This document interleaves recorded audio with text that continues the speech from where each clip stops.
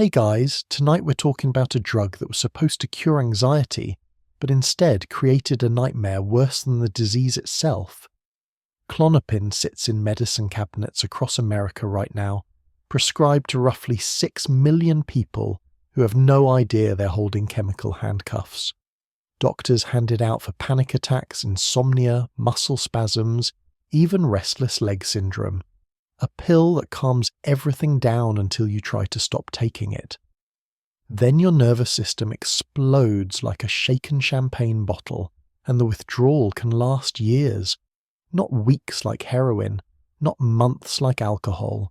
Years of burning skin, ringing ears, and existential terror that makes your original anxiety look like a mild concern about parking tickets. The beautiful irony? Most people taking Klonopin today aren't anxious anymore. They're physically dependent on a drug preventing them from experiencing withdrawal symptoms their own body now creates. Dear viewers, our big goal is to reach 1,000 subscribers on this channel, and with your support we can achieve it.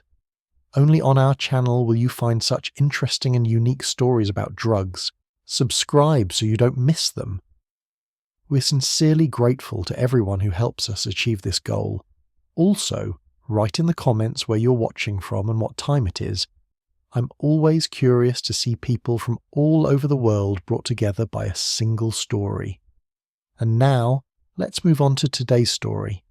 To understand how Klonopin quietly destroyed millions of lives, you first need to understand that it was born from a complete accident in a New Jersey laboratory where a Polish chemist was basically procrastinating. Leo Sternbach fled the Nazis in 1941, landing at Hoffmann-La Roche's pharmaceutical division in Nutley, with his chemistry degree and a survival instinct honed by watching Europe burn. The company assigned him a project in 1955, find a new tranquilizer that could compete with the sedatives flooding the market. Barbiturates ruled the prescription world then. Drugs like Seconal and Nembutal that knocked people unconscious and killed them with alarming regularity when mixed with alcohol or taken in slight excess. Sternbach spent 2 years synthesizing compounds from a class of chemicals called benzodiazepines, testing them on mice and finding absolutely nothing useful. Every compound failed. The project was abandoned in 1957. Leaving 40 untested substances sitting in beakers and flasks around his cluttered laboratory like forgotten science experiments. His supervisor told him to clean up the mess and move on to more promising research. Sternbach began tidying in May 1957, tossing failed compounds into waste containers and organizing his workspace with the defeated energy of a man whose great project had produced only expensive garbage. One compound caught his eye during the cleanup, a crystalline substance labelled Rho50690 that had never been tested on animals because the project ended before anyone got around to it. Something about leaving work unfinished bothered Sternbach's methodical mind. He handed the compound to Lowell Randall, the head of pharmacology, suggesting they might as well test it before throwing it away. Randall injected it into mice the next week. The animals didn't fall asleep like they did on barbiturates. They relaxed. Their muscles went slack. Their aggressive behaviours vanished, but they remained conscious and responsive. Cats given the drug became so calm they could be handled roughly without scratching or biting.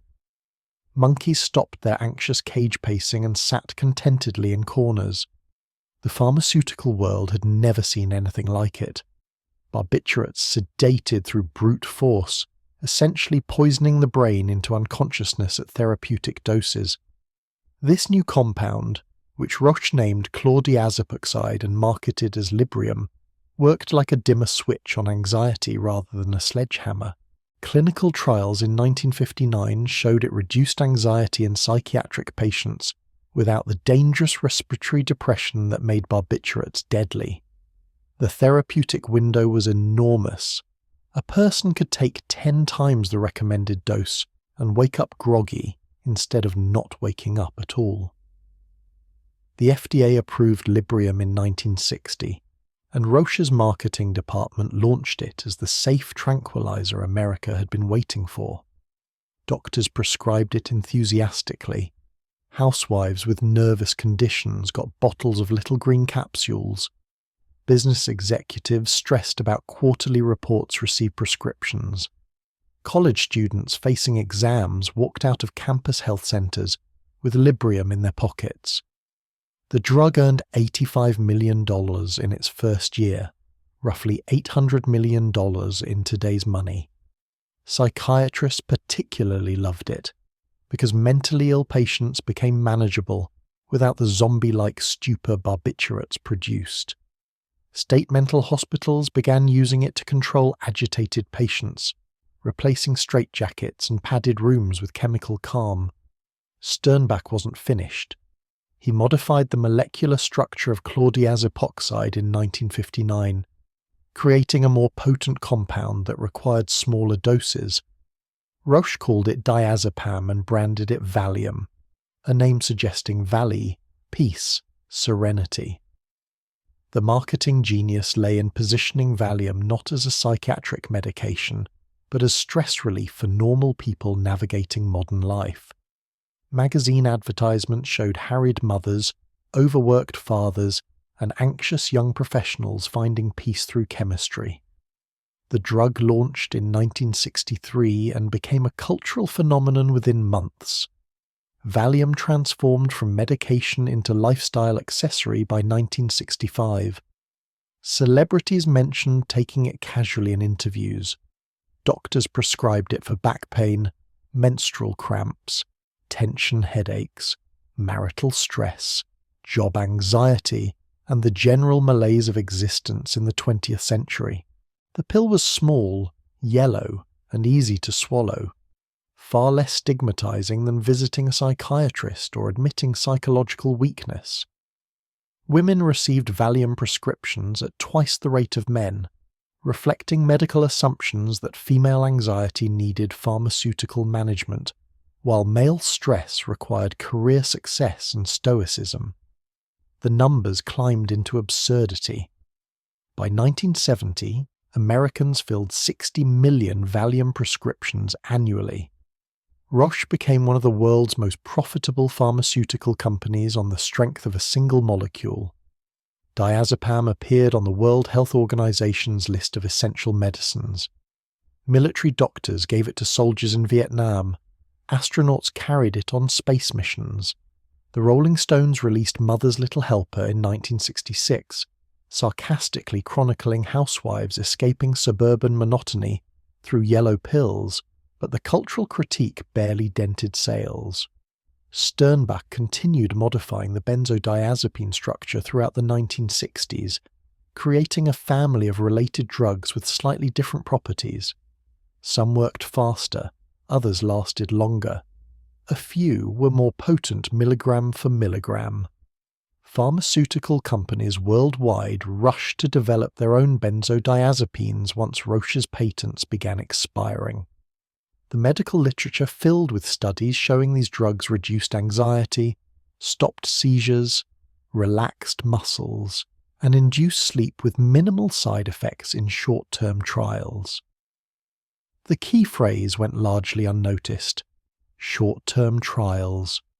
Nobody studied what happened when people took benzodiazepines for years.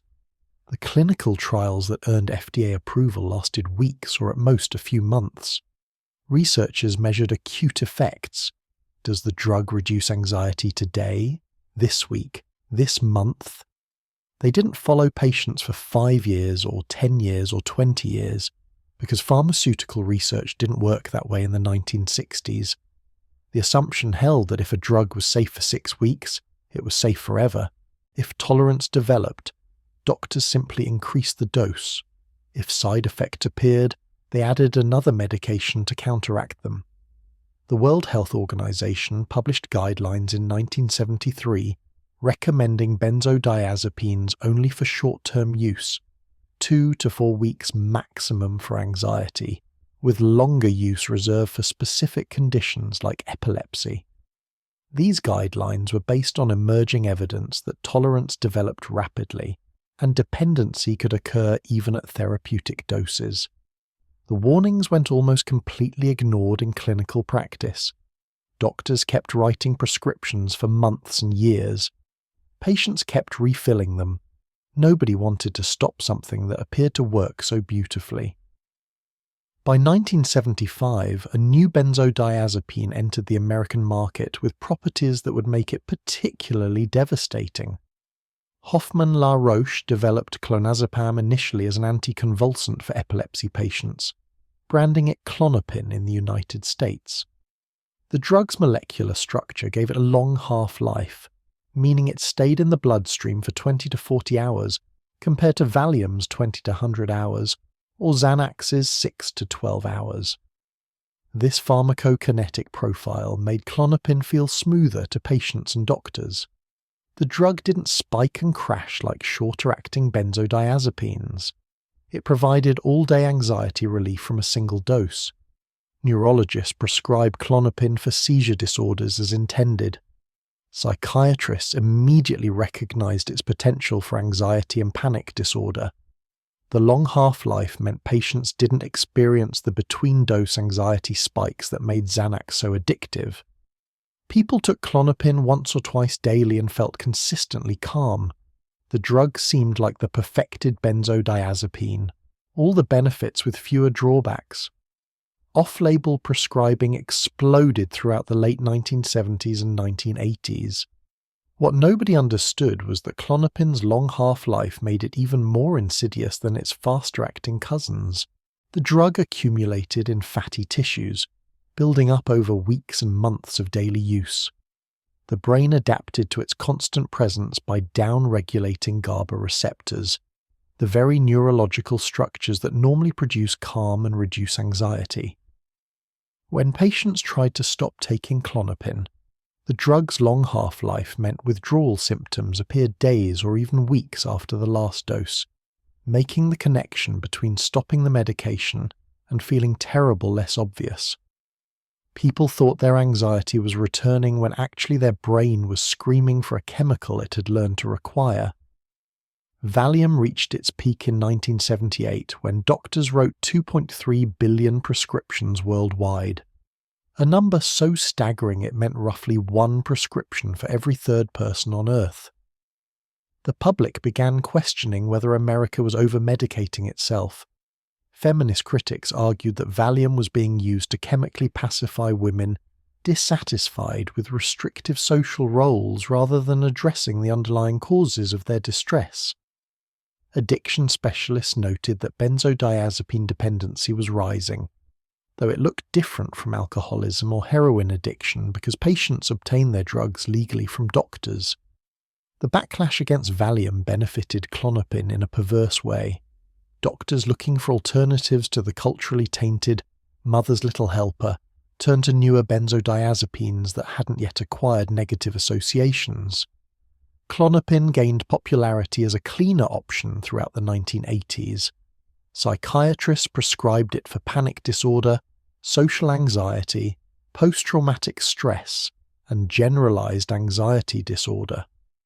The medical literature supported long-term use, with studies showing continued efficacy over months of treatment.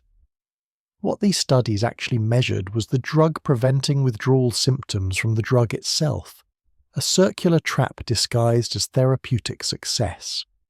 Patients trusted their doctors completely. A physician prescribing medication implied safety and medical necessity. People took Klonopin for years, then decades, believing they needed it to function. Many genuinely did need it by that point, not because of their original anxiety disorder, but because their nervous systems had become physically dependent on external chemical suppression. The distinction between treating a disease and creating a new one blurred beyond recognition.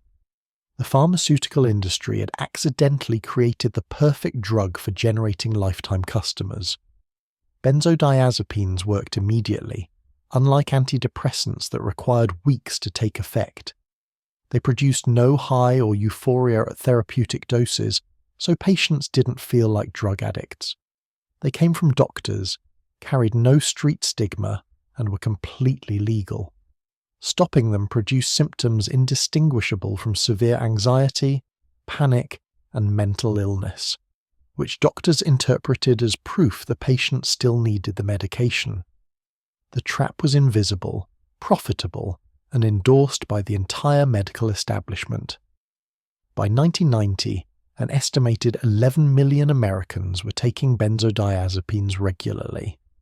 Klonopin prescriptions climbed steadily as it became a go-to treatment for panic disorder, following FDA approval for that indication in 1993. The drug worked exactly as advertised in clinical trials. It stopped panic attacks, reduced anticipatory anxiety, and allowed people to function. What the trials didn't capture was the gradual neurological adaptation occurring beneath the surface, changes that would make stopping the medication an ordeal beyond anything doctors or patients could imagine.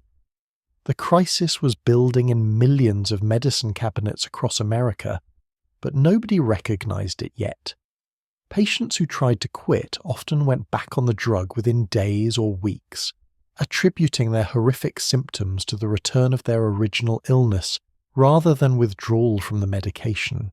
Doctors increased doses when patients complained of worsening anxiety, unknowingly chasing tolerance. The medical system had created a problem it couldn't see and wouldn't acknowledge for decades. The benzodiazepine crisis was already destroying lives, but it remained invisible because its victims carried prescriptions instead of needles. Understanding how Klonopin destroys the brain requires imagining your nervous system as a building filled with alarm systems designed to keep you alive. Every floor has fire alarms, motion sensors, carbon monoxide detectors, and emergency lights that activate when danger appears. Fear of heights triggers alarms when you approach a cliff edge. Social anxiety blares warnings before public speaking. Panic attacks set off every alarm simultaneously over perceived threats that may not exist. The brain evolved this way because ancestors who felt anxiety around predators and strangers survived while the relaxed ones got eaten.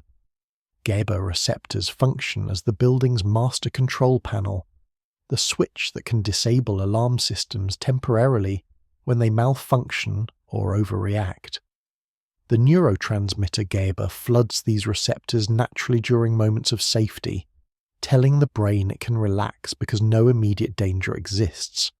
Sleep happens when GABA saturates enough receptors to shut down conscious alertness. Calm focus occurs when just enough GABA activates to reduce anxiety without inducing drowsiness. The system works beautifully when balanced, producing appropriate responses to genuine threats while maintaining baseline tranquility. Benzodiazepines hijack this entire mechanism with brutal efficiency. Klonopin molecules bind to GABA receptors and force them to become 200 to 300% more sensitive to the GABA neurotransmitter already present. Imagine jamming the master control panel so every switch works triple strength. Alarms that would normally sound at volume 5 barely whisper at volume 1. The panic that once accompanied job interviews or crowded elevators simply vanishes. Muscles relax because the tension signals get suppressed. Sleep comes easily because the consciousness alarm shut off. Users feel the anxiety lift like fog burning off in sunlight. This neurological magic works perfectly for about 2 weeks. Then the brain notices something has fundamentally changed in its alarm system and begins adapting with the determination of an organism fighting for survival. Neurons start removing GABA receptors from cell surfaces, reducing their total number, because the ones remaining are working overtime thanks to Klonopin's amplification effect. Think of a factory cutting staff because each worker's productivity has tripled. Why pay for 100 employees when 33 supercharged ones produce the same output? The reduction happens gradually, invisibly, without the user noticing anything wrong. Klonopin continues working because the dose remains sufficient to activate the shrinking number of receptors. Anxiety stays suppressed. Sleep remains accessible. Life feels manageable. But underneath this pharmaceutical piece, the brain has begun rewiring itself into a state that requires Klonopin to function normally. The building's alarm systems have been partially dismantled on the assumption that the master control override will remain active forever. Physical dependence develops within 3 to 6 weeks of daily use at any dose, a fact the medical literature established by the 1980s but somehow failed to influence prescribing habits. The brain doesn't distinguish between therapeutic use and recreational abuse when creating dependency. A patient taking 0.5 milligrams twice daily as prescribed becomes just as dependent as someone swallowing handfuls, though the timeline and severity differ. The neurons don't care about intentions or prescriptions. They only respond to consistent chemical presence by adapting to maintain homeostasis. Tolerance arrives next, creeping in so subtly that patients rarely connect their worsening symptoms to the medication that supposedly treats them. The reduced number of GABA receptors means Klonopin's amplification effect produces less overall calming because fewer receptors exist to amplify. Anxiety begins bleeding through the pharmaceutical barrier. Panic attacks resurface. Sleep becomes difficult again. Patients return to their doctors reporting that the medication has stopped working, never suspecting their brain has been chemically remodeled in ways that require increasing doses to achieve the original effect. Doctors respond by increasing prescriptions from 0.5 milligrams to 1 milligram, then 2 milligrams, sometimes climbing to 4 milligrams or higher. Each increase works temporarily before tolerance develops again. The medical establishment interpreted this pattern as evidence of worsening underlying anxiety disorder rather than iatrogenic worsening caused by the drug itself. Psychiatry textbooks in the 1990s discussed treatment-resistant anxiety without acknowledging that the treatment might be creating resistance. The cruelest aspect of benzodiazepine dependence is that it disguises itself as the disease it claims to treat. When a person's Klonopin level drops slightly between doses, a natural pharmacokinetic event as the drug metabolizes, the downregulated GABA system can't maintain normal anxiety suppression. The few remaining receptors don't produce enough calming signal without the drug's amplification. Anxiety spikes, the heart races, panic thoughts intrude. The brain has become dependent on an external chemical to perform a function it used to handle automatically, like an athlete whose muscles atrophied after years in a wheelchair. This interdose withdrawal confuses everyone involved because it happens while still taking the medication as prescribed. A person on Klonopin for 2 years might experience anxiety every afternoon as their morning dose wears off, interpreting this as proof they have severe anxiety disorder requiring higher doses. They never consider that a properly functioning nervous system wouldn't experience panic attacks on a predictable schedule corresponding to medication metabolism. The pharmaceutical industry had accidentally created a drug that generates its own demand by making its absence intolerable. We hope you have already subscribed to our channel, and if not, please do so right now. Our goal is to reach our first 1,000 subscribers. This is very important to us. Only on our channel will you find such interesting and unique stories about drugs. Subscribe so you don't miss them, and we'll get back to the story. Klonopin's long half-life made the dependency particularly insidious compared to shorter-acting benzodiazepines like Xanax or Ativan. Those drugs produced obvious withdrawal symptoms within hours of a missed dose, creating clear cause and effect that sometimes prompted users to recognize chemical dependency. Klonopin accumulated in fat tissues and remained active for days, smoothing out the peaks and valleys that might have served as warning signs. People felt consistently fine while taking it, which reinforced the belief that the drug was treating illness rather than preventing withdrawal from itself. The medical community prescribed Klonopin for conditions far beyond its approved uses throughout the 1990s and 2000s. Insomnia, Klonopin, restless leg syndrome, Klonopin. Muscle tension. Klonopin. Irritable bowel syndrome triggered by anxiety. Klonopin. Chronic pain with an anxiety component. Klonopin. The drug became a pharmaceutical Swiss Army knife, deployed against dozens of conditions with the assumption that calming the nervous system would alleviate symptoms. This approach worked short-term and created disaster long-term. Psychiatrists particularly favoured Klonopin for patients with complex trauma and post-traumatic stress disorder, conditions that often require years of treatment. Combat veterans returned from Iraq and Afghanistan with severe PTSD and walked out of VA hospitals with Klonopin prescriptions that lasted decades. Sexual abuse survivors received the drug to manage flashbacks and hypervigilance. The logic seemed sound. Reduce nervous system hyperarousal while the patient engages in trauma therapy. The execution trapped already vulnerable people in a second nightmare of chemical dependency, layered over psychological trauma. Elderly patients faced the highest risk but received prescriptions anyway. Nursing homes and assisted living facilities used Klonopin to manage agitation in dementia patients, creating docile residents who didn't wander or cause disruption.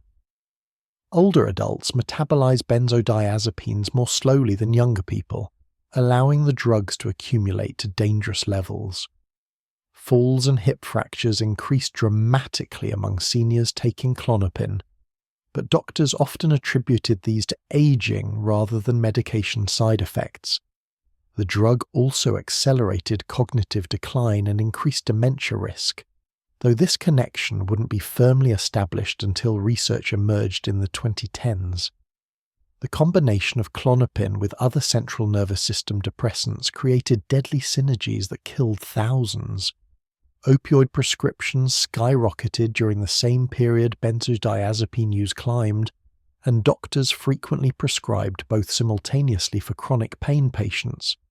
The drugs amplified each other's respiratory depression effects, causing people to stop breathing in their sleep.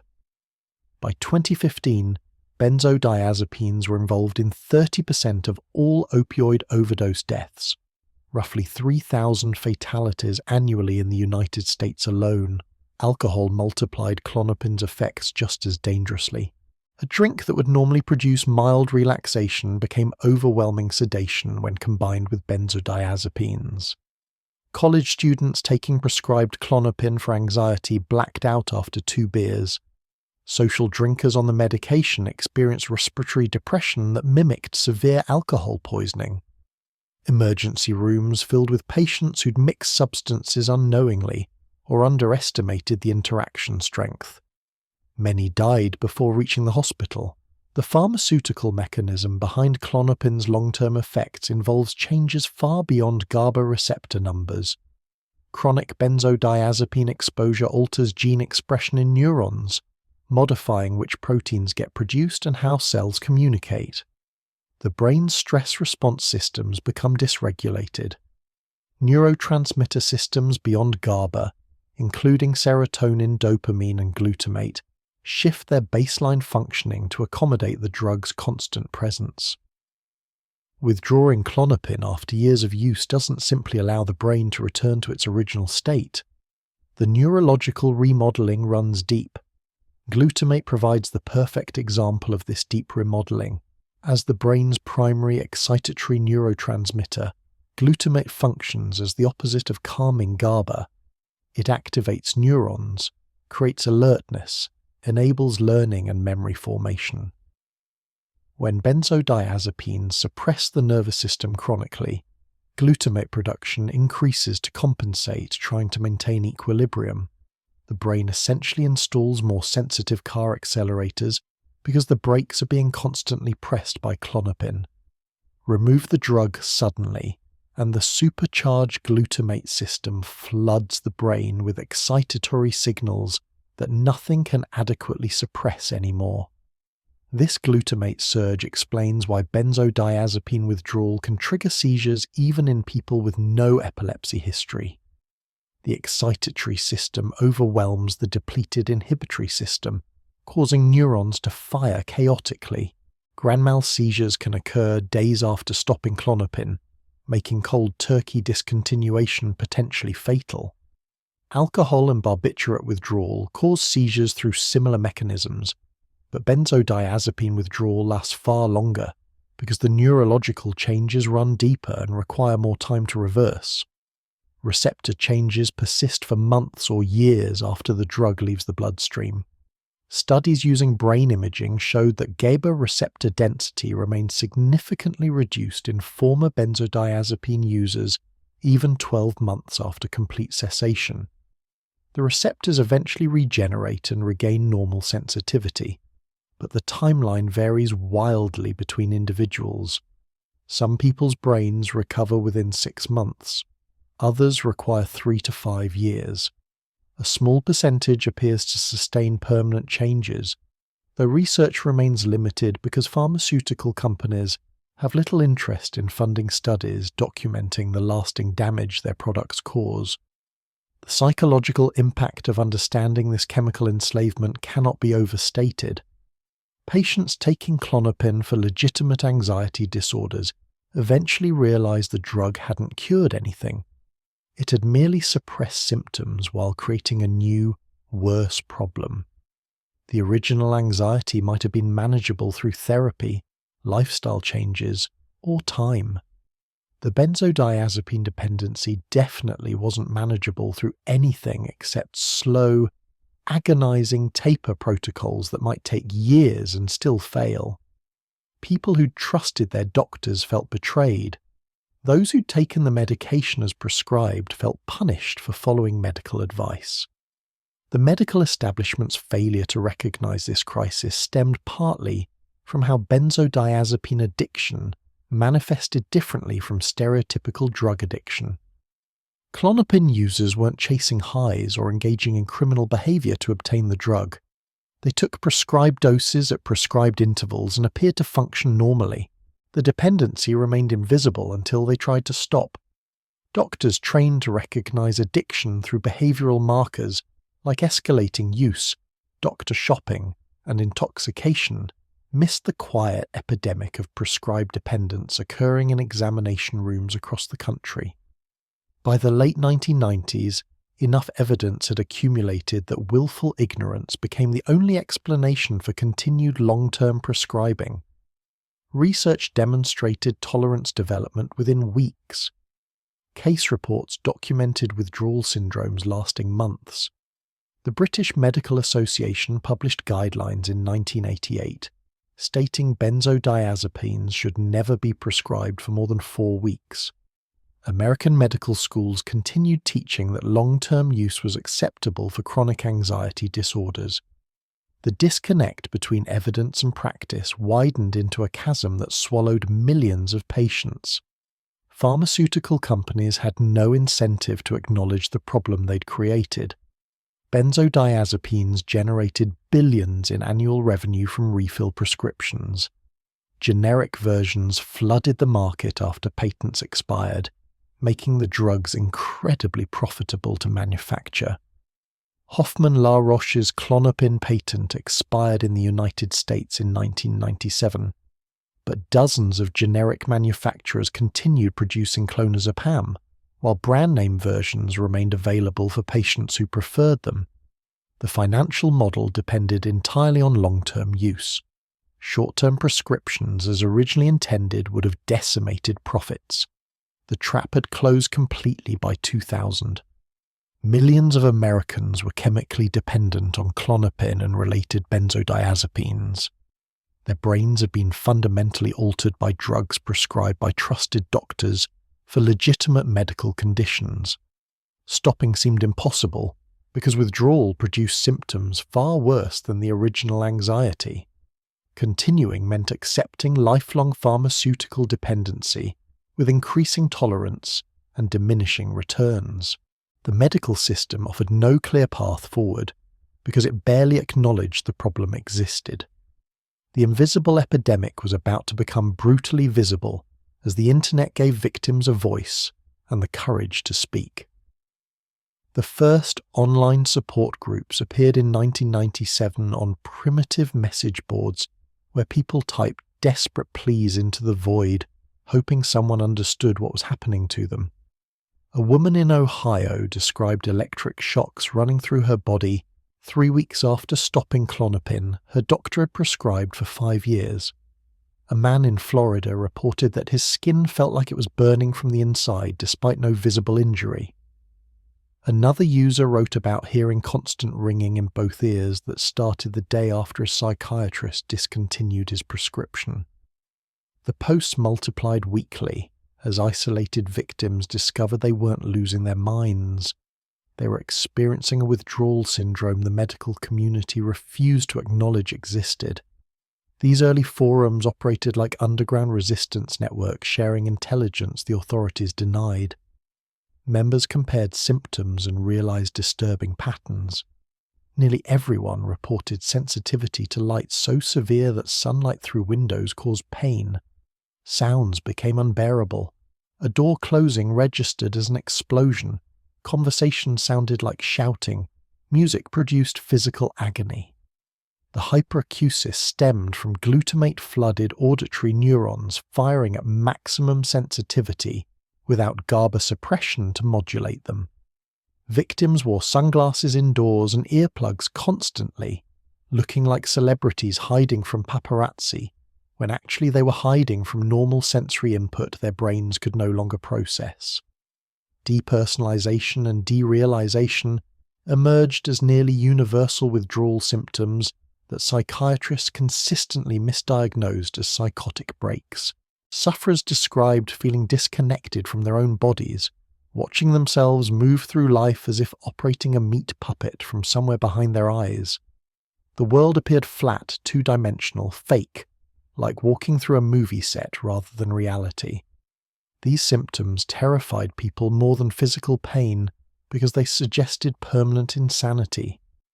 Emergency rooms admitted benzodiazepine withdrawal victims to psychiatric wards where doctors administered antipsychotics that made everything worse. One case from 1999 illustrated the medical system's catastrophic incompetence. A 34-year-old accountant in Colorado had taken Klonopin for panic disorder for 6 years before deciding to quit cold turkey, unaware that abrupt cessation could be dangerous. Within 5 days, he experienced severe depersonalization, became convinced he was dying, and drove himself to the emergency room convinced he was having a stroke. The neurologist found nothing wrong physically and transferred him to psychiatry. The psychiatric team, noting his anxiety and distorted reality perception, diagnosed him with acute psychotic episode and started him on haloperidol, a powerful antipsychotic that blocks dopamine receptors. The antipsychotic made his benzodiazepine withdrawal exponentially worse by further disrupting his already chaotic neurotransmitter systems. His akathisia, a horrible inner restlessness caused by dopamine blockade, combined with benzodiazepine withdrawal to create unendurable torment. He couldn't sit still, couldn't sleep, couldn't think clearly, and felt like insects were crawling under his skin. After 2 weeks in the psychiatric unit growing progressively worse, a young resident finally checked his medication history thoroughly and discovered the Klonopin. The attending physician dismissed the connection, insisting that benzodiazepine withdrawal only lasted a few days and couldn't cause symptoms this severe.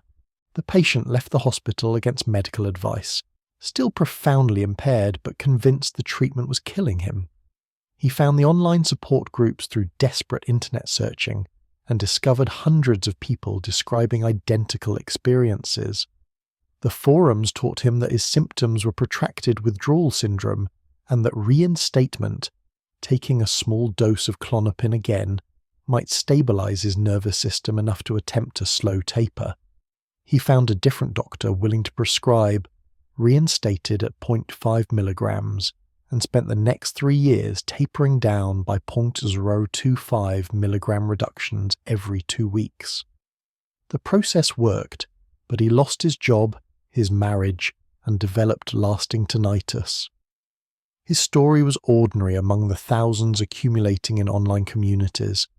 The forums documented case after case of medical professionals dismissing withdrawal complaints, increasing antidepressant doses instead of addressing benzodiazepine dependence, or referring patients to addiction treatment centers designed for illicit drug users. Rehab facilities specialized in rapid detoxification often killed their benzodiazepine patients through protocols that worked fine for opioids, but triggered seizures when applied to Klonopin. The death certificates listed seizure disorder or cardiac arrest rather than medical negligence or pharmaceutical withdrawal. Professor Heather Ashton emerged as an unlikely hero in this crisis, publishing her Benzodiazepine Withdrawal Manual in 2002, after decades of research at Newcastle University's psychiatric clinic. She'd spent years treating patients in the world's first benzodiazepine withdrawal clinic, carefully documenting their symptoms and developing taper protocols that actually worked. Her manual became known simply as the Ashton Manual in online communities, a Bible for people whose doctors had abandoned them or denied their suffering existed. Ashton's protocol involves switching from short-acting or intermediate-acting benzodiazepines to diazepam, Valium, because its long half-life and availability in small doses allowed for gradual reductions the nervous system could tolerate. A person on 2 milligrams of Klonopin would convert to an equivalent dose of roughly 40 milligrams of Valium, then reduce by 5–10% every 2 to 4 weeks depending on symptom severity. The taper could take months or years, but it prevented the catastrophic withdrawal that cold turkey or rapid tapers produced. The medical establishment largely ignored Ashton's work despite its publication in peer-reviewed journals and endorsement by addiction medicine specialists. Psychiatry residencies didn't teach physicians about protracted withdrawal syndrome. Medical school curricula covered benzodiazepines in a single lecture, focused on prescribing indications rather than discontinuation protocols. Doctors graduating in the 2000s learned that these drugs were safe and effective for anxiety, with a footnote about not stopping them suddenly, no explanation of why, no guidance on tapering, no acknowledgement that withdrawal could last years. Patients became their own experts out of necessity, learning pharmacology and neurology to understand what was happening inside their bodies. They discovered that benzodiazepine withdrawal produced over 100 documented symptoms ranging from common ones like anxiety and insomnia to bizarre manifestations like metallic taste, electrical zap sensations, and a feeling of being poisoned. The symptom lists circulating online read like medieval descriptions of demonic possession: burning skin without visible cause, perception that food was toxic, sensation that bones were vibrating, overwhelming dread without specific cause, and intrusive thoughts of death and self-harm so powerful they required constant suicide watch. The suicidal ideation posed particular danger because it resulted from neurochemical chaos rather than genuine desire to die. Glutamate flooding and GABA depletion created unbearable internal suffering that the brain interpreted as inescapable threat requiring emergency escape. Many withdrawal victims described the thoughts as ego-dystonic, completely foreign to their actual personality and desires. They wanted desperately to live, but simultaneously experienced overwhelming urges to end the torment through any means available. The online communities implemented strict rules against discussing methods and encouraged members to seek emergency help during crisis periods. Support group administrators noticed patterns in how withdrawal progressed that medical literature hadn't documented. The phenomenon called windows and waves became recognized as nearly universal. Windows were periods of sudden improvement lasting hours or days when symptoms would partially or completely lift, offering tantalizing glimpses of recovery. Waves were crashes back into severe symptoms that could last weeks or months. The unpredictability tortured people. Was this window a sign of permanent recovery or just a temporary reprieve? Would the next wave be worse than the last? These fluctuations stemmed from the nervous system's uneven recovery process. GABA receptors regenerated at different rates in different brain regions. Some days enough receptors would be functional to provide near-normal anxiety regulation. Other days, minor stressors would overwhelm the still depleted system and trigger cascading symptoms. Sleep deprivation, illness, stress, or even hormonal changes during menstrual cycles could precipitate waves. The lack of linear improvement destroyed people psychologically. How could they be 80% better one day and back to 20% the next? Muscle fasciculations plagued nearly everyone in withdrawal, manifesting as constant visible twitching under the skin that medical tests couldn't explain. Neurologists performed EMG studies and found nothing abnormal. The twitching resulted from hyperexcitable motor neurons firing spontaneously without GABA suppression to regulate them. Some people developed full-body tremors. Others experienced isolated muscle groups twitching hundreds of times daily for months. The sensation reinforced fears of serious neurological disease because healthy bodies don't behave this way. Cognitive impairment during benzodiazepine withdrawal often exceeded what dementia patients experienced.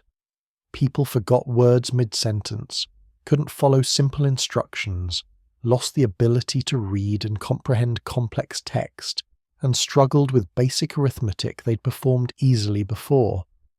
A software engineer who'd taken Klonopin for 8 years couldn't write code during his 2-year taper. The logic required exceeded his available cognitive capacity. A university professor spent 9 months unable to read academic papers in her own field. The impairment was terrifying because it suggested permanent brain damage, though most people eventually recovered full cognitive function after prolonged recovery periods. Visual disturbances range from annoying to completely disabling. Floaters multiplied and intensified. Trailing images appeared when objects moved quickly. Some people saw geometric patterns or snow-like static overlaying their vision. Depth perception failed, making driving dangerous. Text appeared to shimmer or move on pages. Ophthalmologists found nothing wrong because the problem originated in visual processing regions of the brain rather than the eyes themselves. These symptoms particularly terrified victims because they were impossible to ignore and seemed like evidence of permanent sensory damage. The online communities documented thousands of cases involving people who'd never experienced significant anxiety before taking benzodiazepines, but developed severe anxiety disorders after years of use. The drugs had created the very condition they supposedly treated. A college athlete prescribed Klonopin for a temporary bout of performance anxiety related to championship pressure took it for 3 years. When he tapered off, he developed panic disorder, agoraphobia, and generalized anxiety that hadn't existed before the medication. His brain's natural anxiety regulation had atrophied from disuse, while Klonopin handled the function artificially. Healthcare workers faced particular irony. Nurses and doctors who'd prescribed benzodiazepines to others found themselves trapped in the same pharmaceutical dependency. A family physician who'd written thousands of Klonopin prescriptions over her 20-year career became dependent herself after taking it for stress-related insomnia. Her withdrawal experience radically changed her prescribing practices, but only after she had already harmed countless patients through ignorance. She began tapering patients off benzodiazepines in her practice and faced pushback from both the patients who didn't want to stop and the medical board that questioned her deviation from standard psychiatric practice.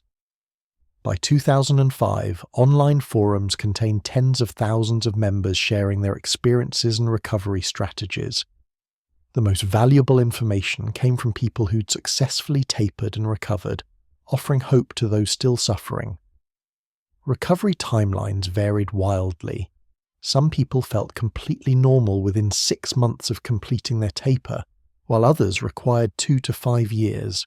A small percentage reported symptoms persisting beyond 5 years. raising terrifying questions about permanent damage. The forums also revealed how benzodiazepine withdrawal destroyed relationships and careers. Spouses left partners who'd become shells of their former selves, unable to work or function for years. Parents lost custody of children because judges interpreted withdrawal symptoms as mental instability. Employers terminated workers who couldn't explain why they suddenly needed months off for an illness that produced normal test results and that doctors claimed wasn't real. The social devastation compounded the physical and psychological torment. Some members of online communities attempted suicide during particularly severe waves, and their deaths haunted the surviving members who'd communicated with them days before. The forums implemented crisis protocols and encouraged people to seek emergency help, but emergency rooms rarely provided appropriate care. Psychiatrists encountering suicidal patients in benzodiazepine withdrawal typically added antidepressants or antipsychotics rather than addressing the root cause. Some physicians reinstated the benzodiazepine at higher doses, trapping patients deeper in dependency while claiming they were treating underlying mental illness.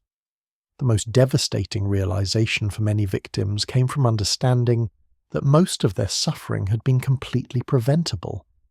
If doctors had prescribed benzodiazepines for only 2 to 4 weeks as guidelines recommended, dependency wouldn't have developed. If prescribing physicians had provided informed consent about physical dependence risks, patients could have made educated decisions about accepting that risk. If the medical system had developed proper discontinuation protocols and supported patients through evidence-based tapering, the protracted suffering could have been minimized. Instead, ignorance, negligence, and pharmaceutical profit motives had created a crisis that was destroying millions of lives while remaining almost completely invisible to the general public. The invisible epidemic had found its voice through internet forums, but the medical establishment wasn't listening. Victims were dismissed as anxious patients in denial about their mental illness or drug seekers trying to justify their addiction.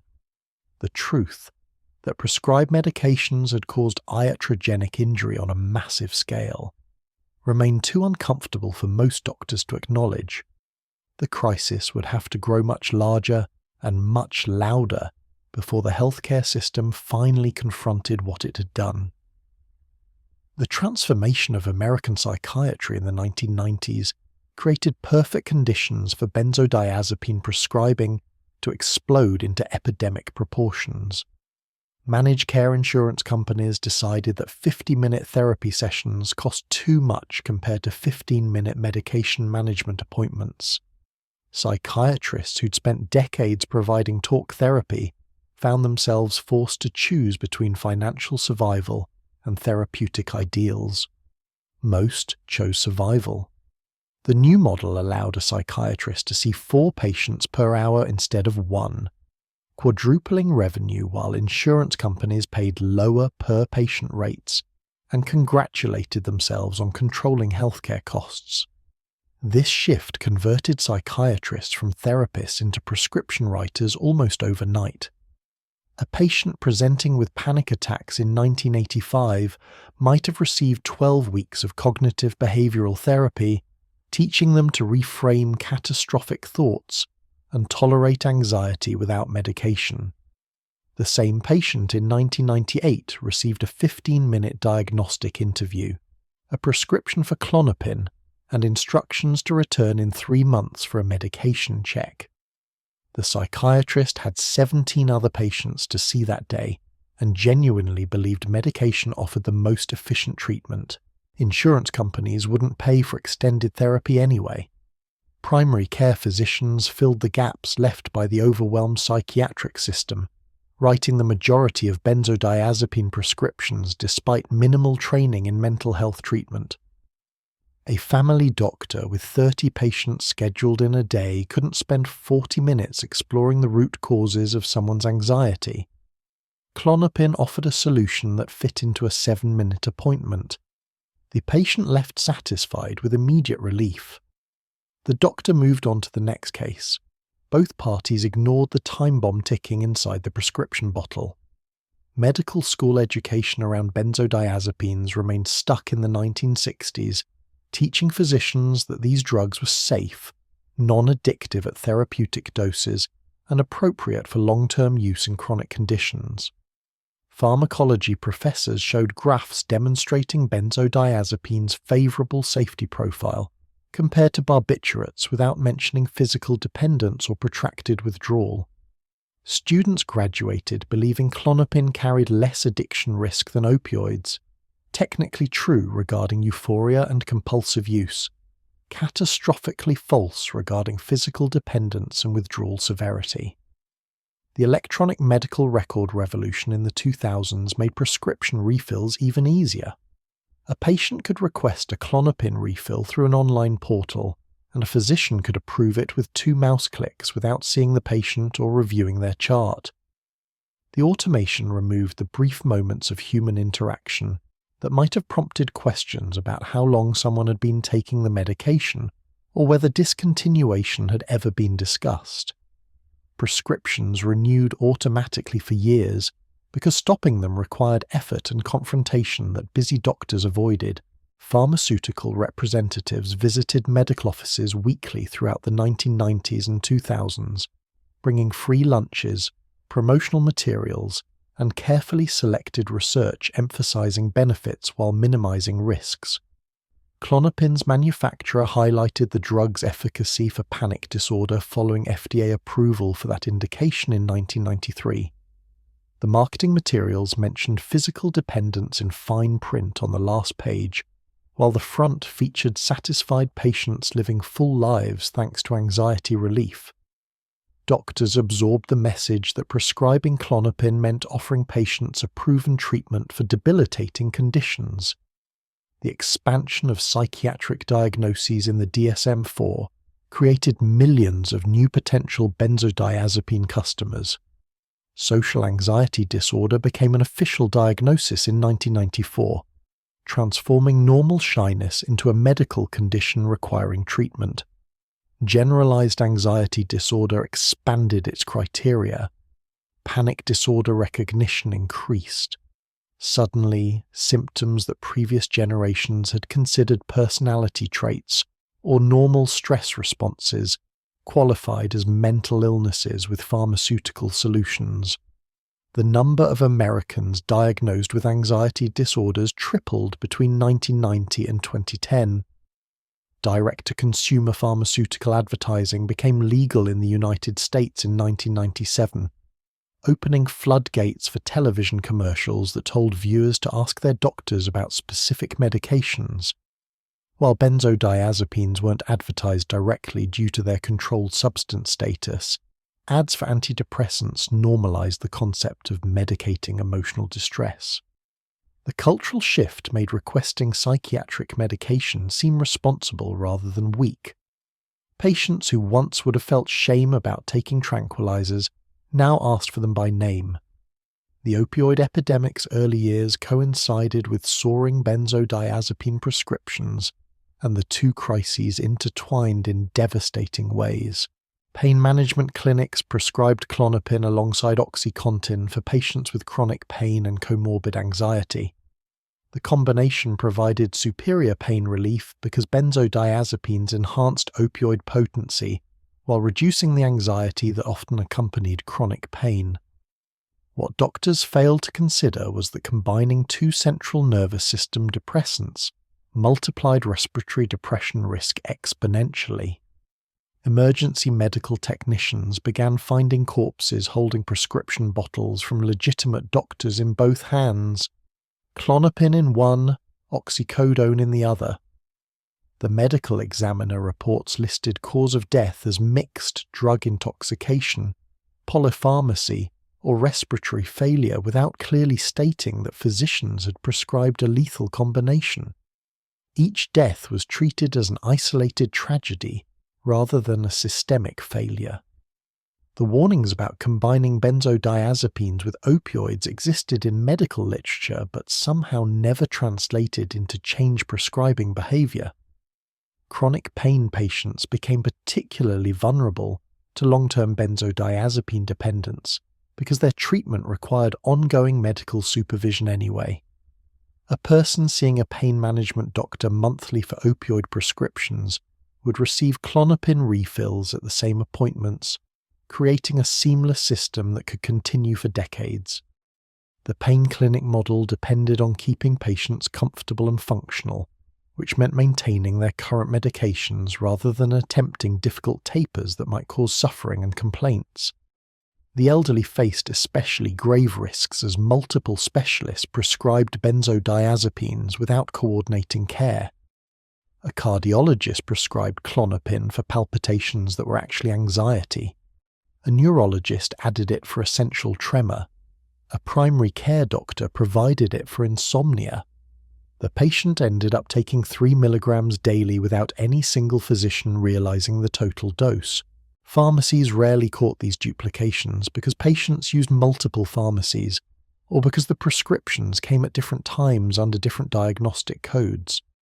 Nursing homes and assisted living facilities used benzodiazepines as chemical restraints to manage difficult residents.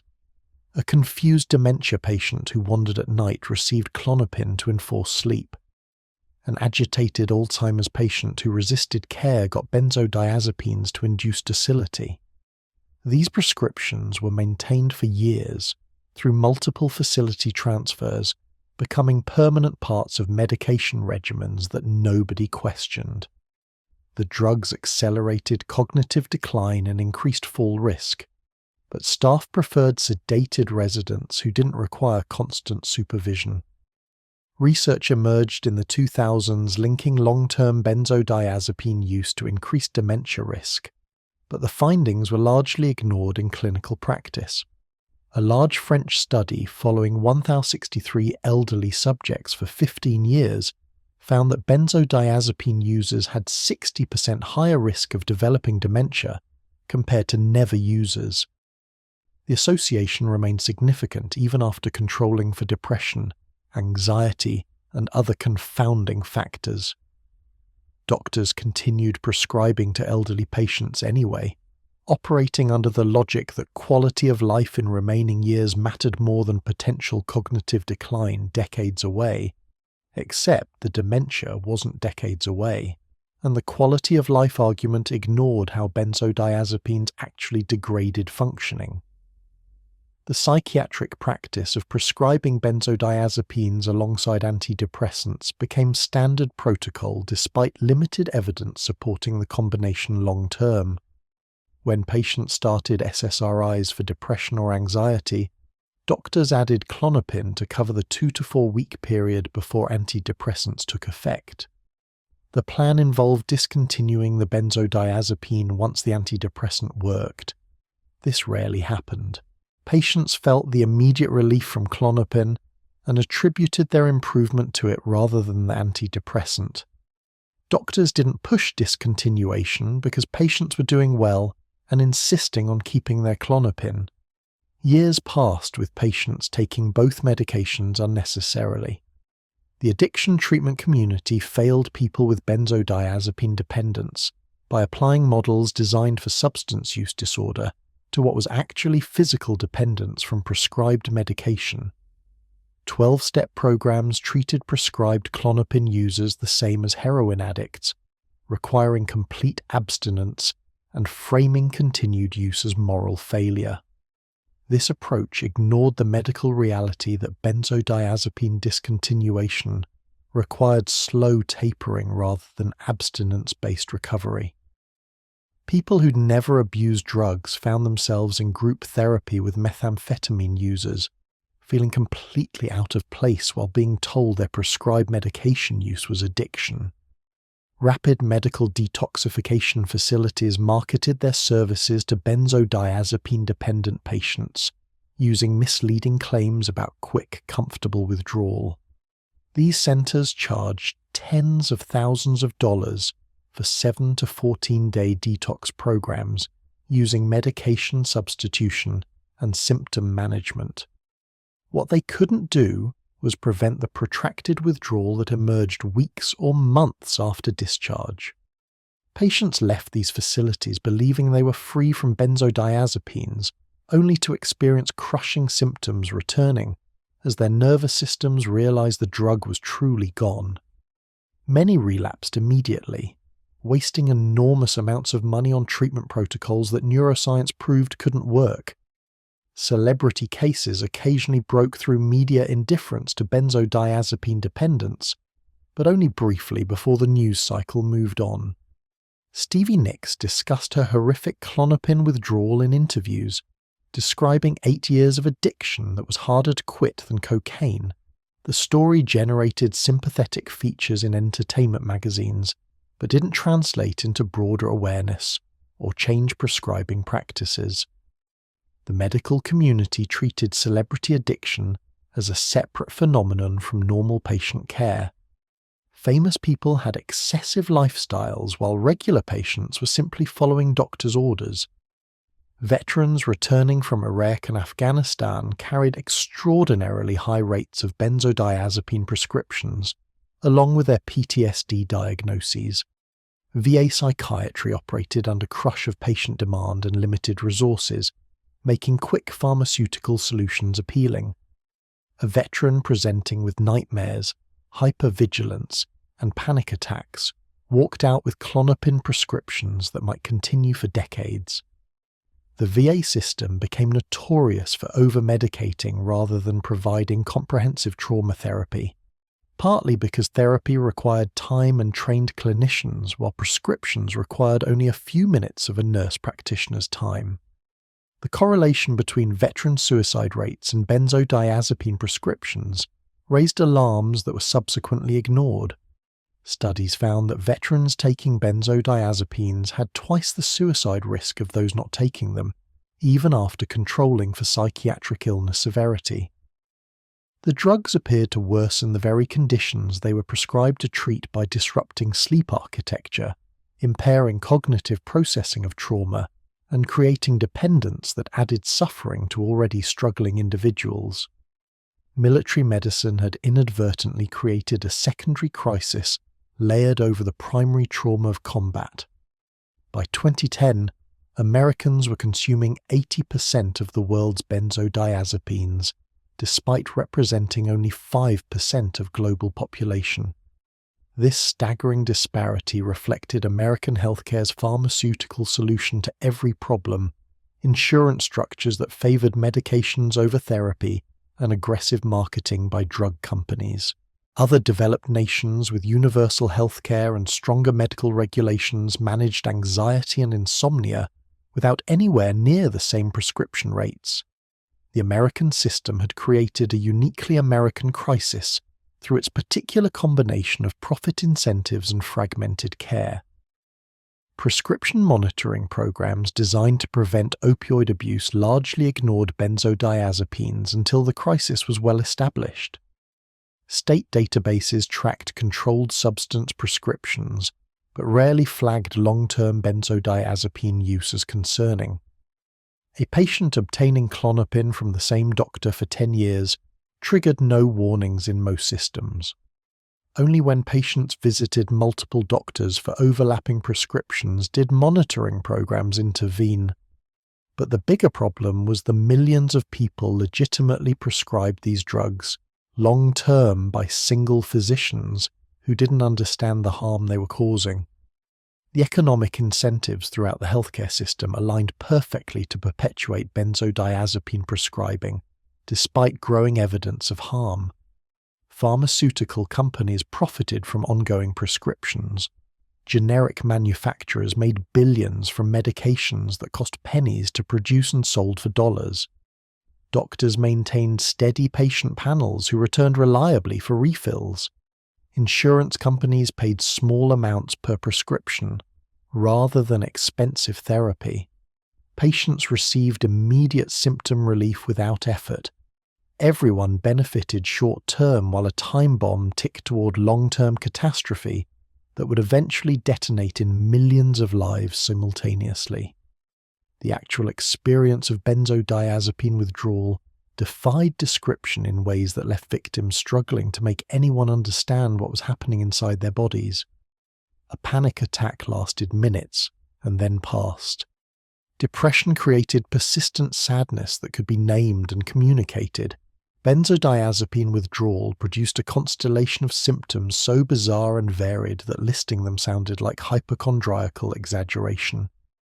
Doctors hearing patients describe burning skin, electric shocks, distorted perception, existential dread, muscle fasciculations, tinnitus, depersonalization, insomnia, sensitivity to light and sound, cognitive impairment, and suicidal thoughts, assume the patient was mentally ill rather than experiencing protracted withdrawal from prescribed medication. The burning skin sensation ranked among the most disturbing symptoms because it suggested serious medical pathology that never appeared on tests. People described feeling like they'd been severely sunburned over their entire bodies, or like acid was eating through their skin from the inside, or like thousands of fire ants were biting simultaneously. The sensation worsened with any stimulation. Clothing rubbing against skin became intolerable. Bed sheets felt like sandpaper, and even air movement across skin produced pain. Dermatologists examined perfectly normal skin and found nothing wrong. Neurologists tested nerve function and declared it intact. The suffering was completely real but medically invisible. Akathisia, the inability to remain still combined with overwhelming internal restlessness, drove people to the brink of insanity during withdrawal. The sensation resembled having insects crawling under the skin, but also felt like every cell in the body was vibrating at the wrong frequency. Sitting still became impossible. Lying down produced unbearable agitation. Pacing provided minimal relief, but exhausted already depleted bodies. The symptom persisted for months in some cases, creating a torture that sleep didn't escape because it prevented sleep entirely. Some people walked 20 miles daily trying to manage the akathisia, wearing through multiple pairs of shoes during their withdrawal. The sleep architecture destruction caused by benzodiazepines became apparent only during withdrawal, when people couldn't sleep at all for days or weeks. Klonopin suppressed REM sleep and slow-wave sleep, the restorative stages essential for physical and psychological health. During withdrawal, the brain attempted to recover years of lost REM sleep through vivid, terrifying nightmares that lasted the entire night when sleep finally came. People woke more exhausted than when they went to bed. Some developed severe sleep disorders that persisted for years after completing tapers. The chronic sleep deprivation compounded every other withdrawal symptom and pushed already fragile mental states toward complete breakdown.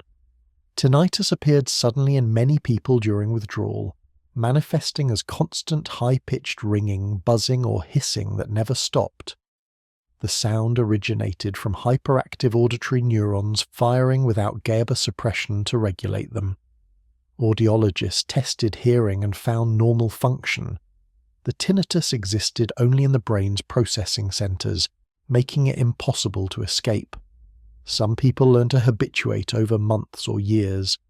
Others found the constant noise maddening, particularly because it worsened during stress or waves. A percentage of withdrawal survivors retained permanent tinnitus as lasting damage from benzodiazepine use. Visual snow syndrome emerged as another baffling symptom where people's vision filled with static or grains similar to old television reception. Every surface appeared covered in tiny moving dots. Colours seemed washed out or overly saturated. Objects left trailing images when they moved. Reading became difficult because text appeared to shimmer or vibrate on pages. Ophthalmologists examined perfectly healthy eyes and retinas. The problem lived in visual processing regions of the brain that had been altered by years of benzodiazepine exposure. Most people's vision eventually returned to normal, but the timeline ranged from months to years. The waves and windows pattern of symptoms created psychological torture that exceeded the physical suffering. A person might wake up one morning feeling 70% recovered, anxiety manageable, physical symptoms reduced, cognitive function improving. Hope bloomed that recovery was finally arriving. Then 3 days later, they'd crash into a wave that brought symptoms roaring back at full intensity. The crash felt even worse than the original withdrawal because they'd glimpsed recovery and had it snatched away. This pattern could continue for years with unpredictable timing that made planning or maintaining any stability impossible. Agoraphobia developed in many people during withdrawal even when they'd never experienced it before taking benzodiazepines. Leaving the house produced overwhelming panic because the outside world contained too much sensory stimulation for their damaged nervous systems to process. Grocery stores became hellscapes of fluorescent lighting, product packaging, and human movement. Driving felt dangerous because depth perception had failed and reaction times were slowed. Some people became completely housebound for months or years, watching their lives contract to a single safe room while the world continued without them. The cognitive impairment during acute withdrawal and early recovery matched or exceeded Alzheimer's symptoms in some cases. People forgot words constantly, searching for basic vocabulary that had vanished from accessible memory. Following conversations required intense concentration that exhausted mental resources within minutes. Reading comprehension plummeted. Text that would have been easily understood before required multiple slow readings to extract meaning. Math became impossible. One former accountant couldn't balance her personal checkbook for 18 months. A software engineer forgot basic programming concepts he'd used daily for 20 years. The impairment terrified people because it suggested permanent brain damage. Intrusive thoughts and suicidal ideation during withdrawal operated completely differently from depression-related suicide risk. The thoughts appeared as foreign invasions rather than natural extensions of mood.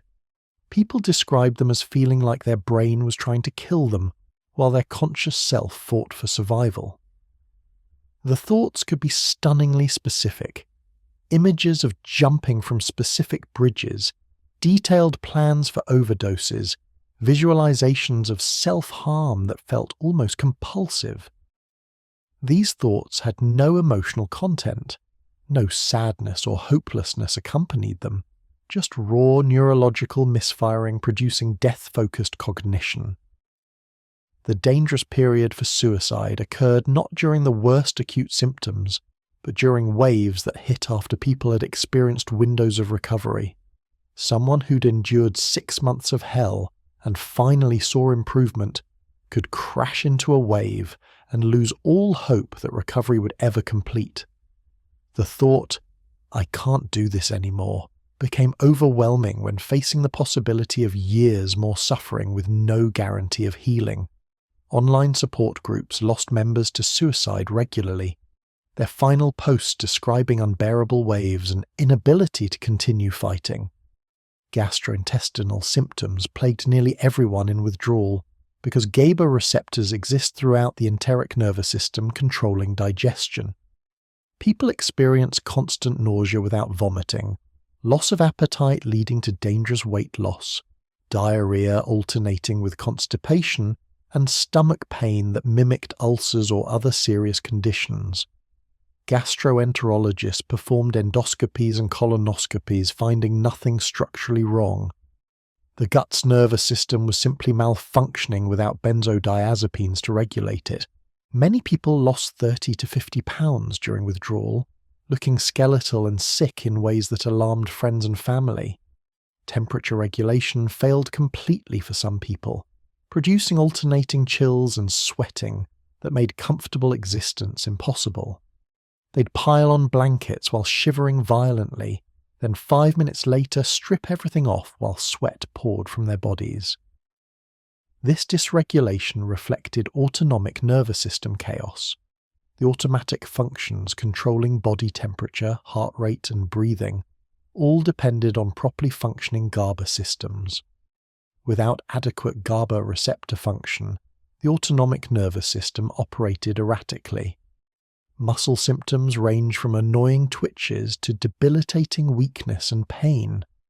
Fasciculations appeared as constant visible twitching under skin throughout the body. Larger muscle groups would spasm painfully without warning. Some people developed muscle weakness so severe they struggled to climb stairs or lift light objects. Others experienced pain similar to fibromyalgia, widespread aching that had no identifiable source and didn't respond to standard pain treatments. The muscles were caught between glutamate-driven hyperexcitability and insufficient GABA-mediated relaxation. Emotional lability produced mood swings that seemed psychotic to observers. A person could be laughing one moment and sobbing the next for no apparent reason. Rage erupted from nowhere. People who'd never been violent punched walls or threw objects during withdrawal. The emotions felt foreign and overwhelming, as if someone else's feelings were being downloaded directly into consciousness. These weren't personality traits or psychological issues. They were neurochemical chaos producing emotional instability. The protracted withdrawal syndrome that appeared after acute symptoms subsided represented the cruelest phase because people expected to be recovered. Acute withdrawal typically lasted weeks to months depending on how quickly someone tapered. Then came protracted withdrawal, a lingering set of symptoms that could persist for years after the last dose. These symptoms were less intense than acute withdrawal, but no less debilitating.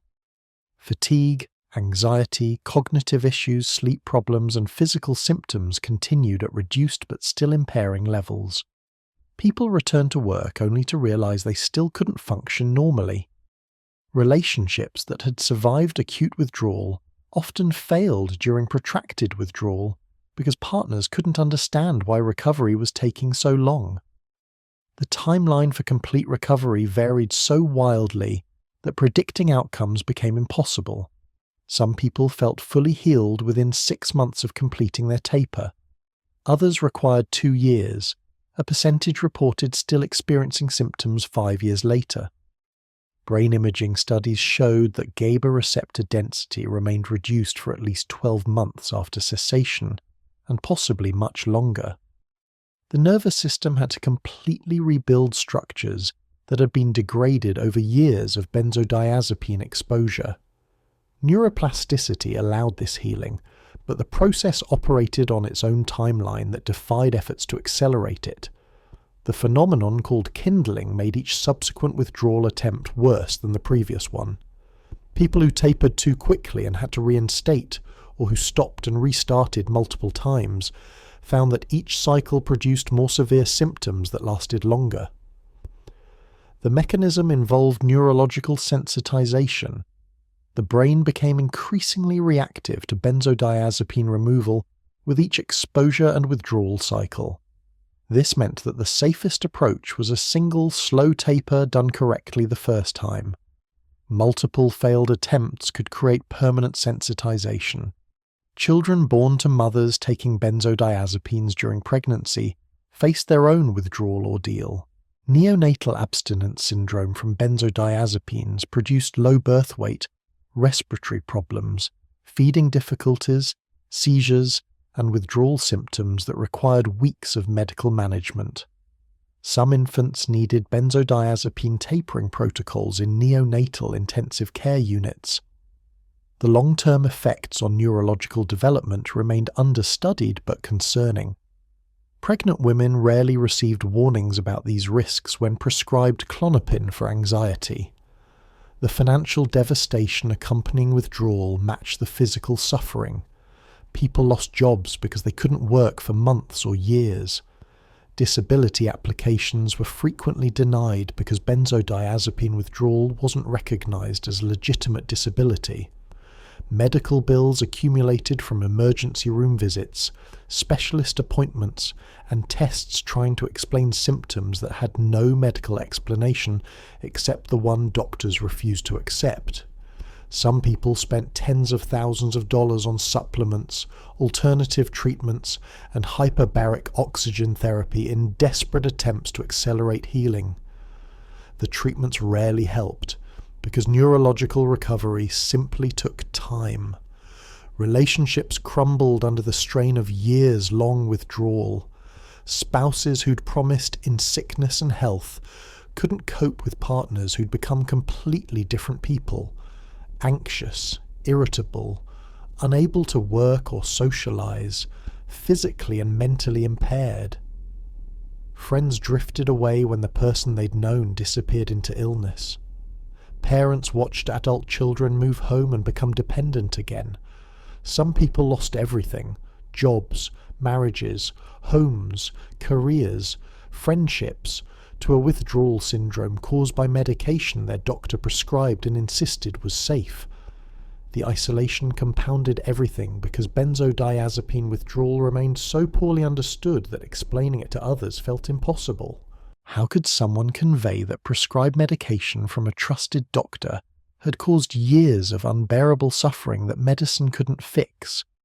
Family members often assumed the person was exaggerating or mentally ill. Doctors continued denying that protracted withdrawal existed. The online support communities became lifelines, the only places where people could share their experiences without judgment or disbelief. These forums kept people alive through the darkest periods by providing hope that recovery was possible even when it seemed impossibly far away. The World Health Organization had published clear guidelines in 1973 recommending benzodiazepine use be limited to 2 to 4 weeks maximum. Yet American psychiatrists in 2010 were still prescribing these drugs for decades-long continuous use, as if those guidelines had never existed. This wasn't ignorance. The information was readily available in medical literature, psychiatric journals, and international treatment protocols. The disconnect represented something more insidious: willful blindness reinforced by pharmaceutical industry influence, resistance to admitting error, and economic incentives that rewarded ongoing prescriptions rather than difficult tapers. Medical conferences on anxiety disorders throughout the 2000s featured pharmaceutical company sponsorship so pervasive that the educational content became indistinguishable from marketing. Hoffmann La Roche and generic manufacturers funded continuing medical education credits that psychiatrists needed to maintain their licenses. The courses taught that benzodiazepines remained appropriate for long-term use in treatment-resistant anxiety, and that concerns about dependence were overblown. Speakers with financial ties to pharmaceutical companies presented data emphasizing efficacy, while minimizing withdrawal severity. Doctors absorbed these messages during expensive dinners at luxury hotels and returned to their practices convinced they were providing evidence-based care. The psychiatric establishment's response to patient complaints about withdrawal revealed the profession's fundamental paternalism and resistance to acknowledging iatrogenic harm. When patients described severe symptoms after stopping Klonopin, psychiatrists almost universally diagnosed relapse of the underlying anxiety disorder rather than withdrawal syndrome. This interpretation served multiple psychological functions for physicians. It preserved their self-image as healers rather than harm causers, justified continuing prescriptions, and pathologized patients who questioned medical authority. The patient's experience became reframed as mental illness rather than medical injury. Gaslighting emerged as the standard response when patients insisted their symptoms were withdrawal rather than returning anxiety. Doctors pointed to the temporal correlation between stopping medication and symptom emergence as proof that the drug had been working and the underlying disorder had returned. They ignored that withdrawal and relapse produced distinguishable symptom patterns. Withdrawal causes bizarre physical symptoms, severe insomnia, and sensory disturbances that weren't present in the original anxiety disorder. Relapse recreates the original symptoms without adding new ones. The difference was obvious to anyone who bothered to listen carefully to patient descriptions.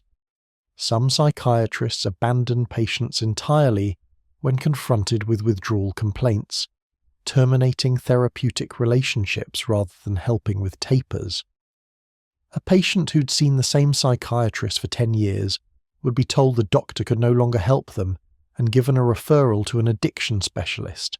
This abandonment occurred at the moment of greatest vulnerability, when patients desperately needed medical support through the withdrawal process. The psychiatrists who did this convinced themselves they were setting appropriate boundaries, but they were actually fleeing responsibility for harm they'd caused through years of inappropriate prescribing. The addiction medicine field proved equally unhelpful because it applied disease models of addiction to what was actually physical dependence from prescribed medication. Addiction requires psychological craving, compulsive use despite consequences, and dose escalation seeking euphoria. Physical dependence means the body has adapted to a drug's presence and produces withdrawal symptoms upon cessation. Most benzodiazepine-dependent patients never experienced euphoria, never escalated doses seeking highs, and desperately wanted to stop but couldn't tolerate withdrawal. They weren't addicts. They were victims of medical injury. The addiction specialists couldn't see this distinction. Medical journals published studies on benzodiazepine efficacy while systematically ignoring research on withdrawal severity and protracted symptoms. A review of psychiatric literature from 2000 to 2010 revealed that papers on benzodiazepine benefits outnumbered papers on withdrawal complications by roughly 20 to 1. This publication bias created a false impression that these drugs were safer than evidence supported.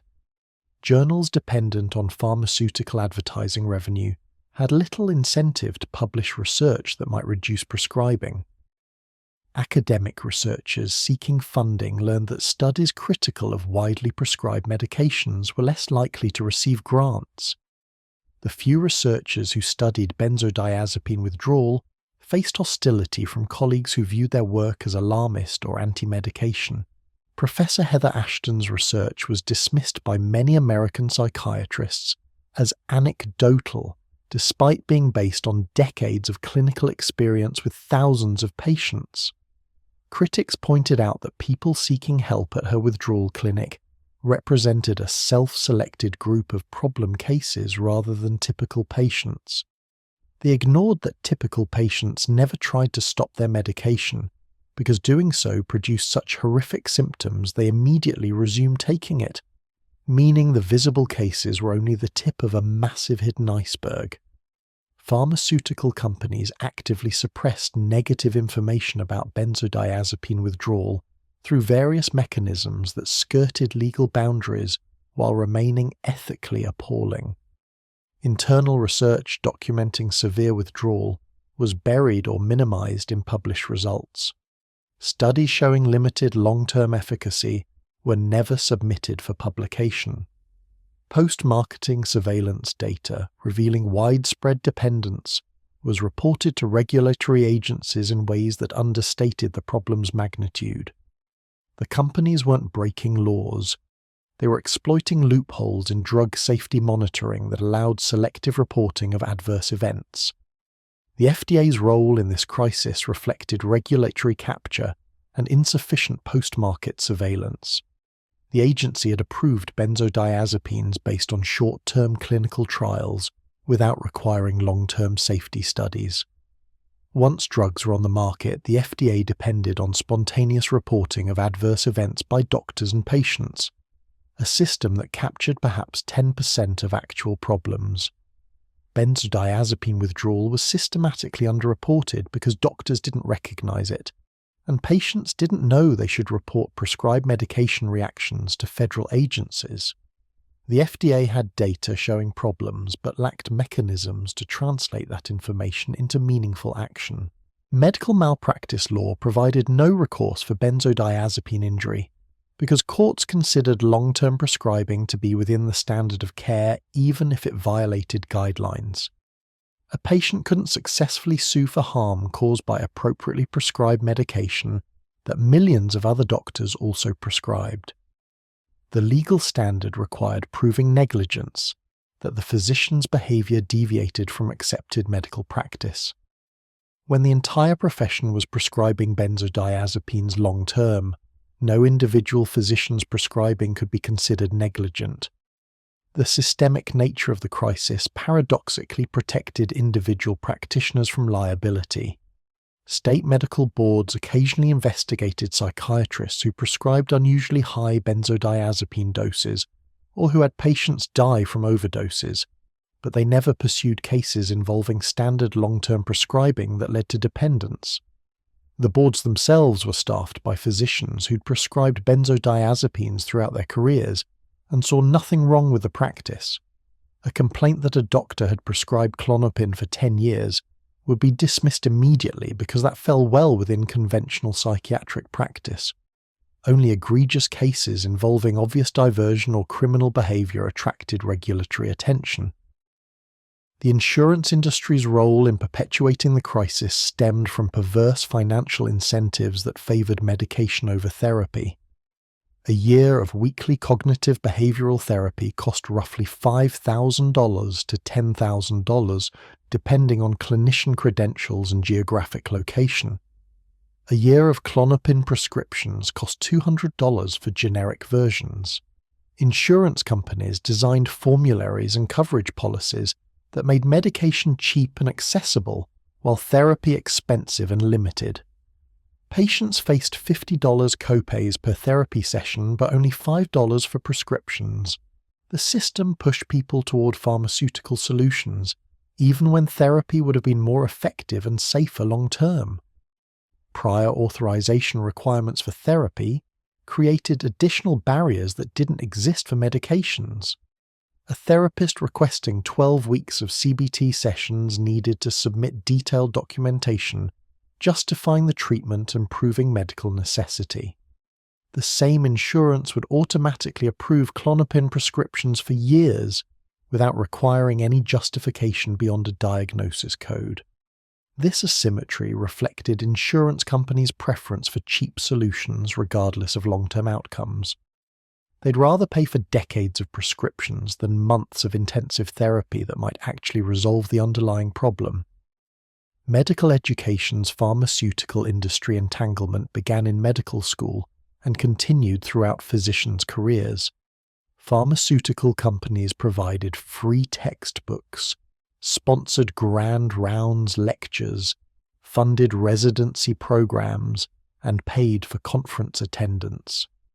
Young doctors completed training having received thousands of dollars worth of industry-funded education that subtly shaped their prescribing habits. They learned that medications were the primary treatment for psychiatric conditions, and that concerns about side effects were overblown. The bias was invisible because it had been woven into their education from the beginning. Continuing medical education requirements forced physicians to complete dozens of hours of coursework annually, and pharmaceutical companies provided most of the free or low-cost options. A psychiatrist needing 30 CME credits could attend industry-sponsored courses at no cost or pay thousands for independent education. The financial pressure pushed physicians toward industry-funded education that inevitably promoted pharmaceutical solutions.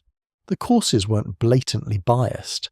They presented legitimate medical information, but the framing, emphasis, and omissions subtly influenced prescribing patterns. Research funding created another avenue for pharmaceutical influence over medical opinion. Academic psychiatrists built careers publishing research and speaking at conferences. Those who maintained positive relationships with pharmaceutical companies received research grants, speaking fees, and consulting contracts that could add hundreds of thousands of dollars to their academic salaries. These financial relationships didn't necessarily corrupt individuals, but they created subtle pressures to avoid criticizing widely prescribed medications.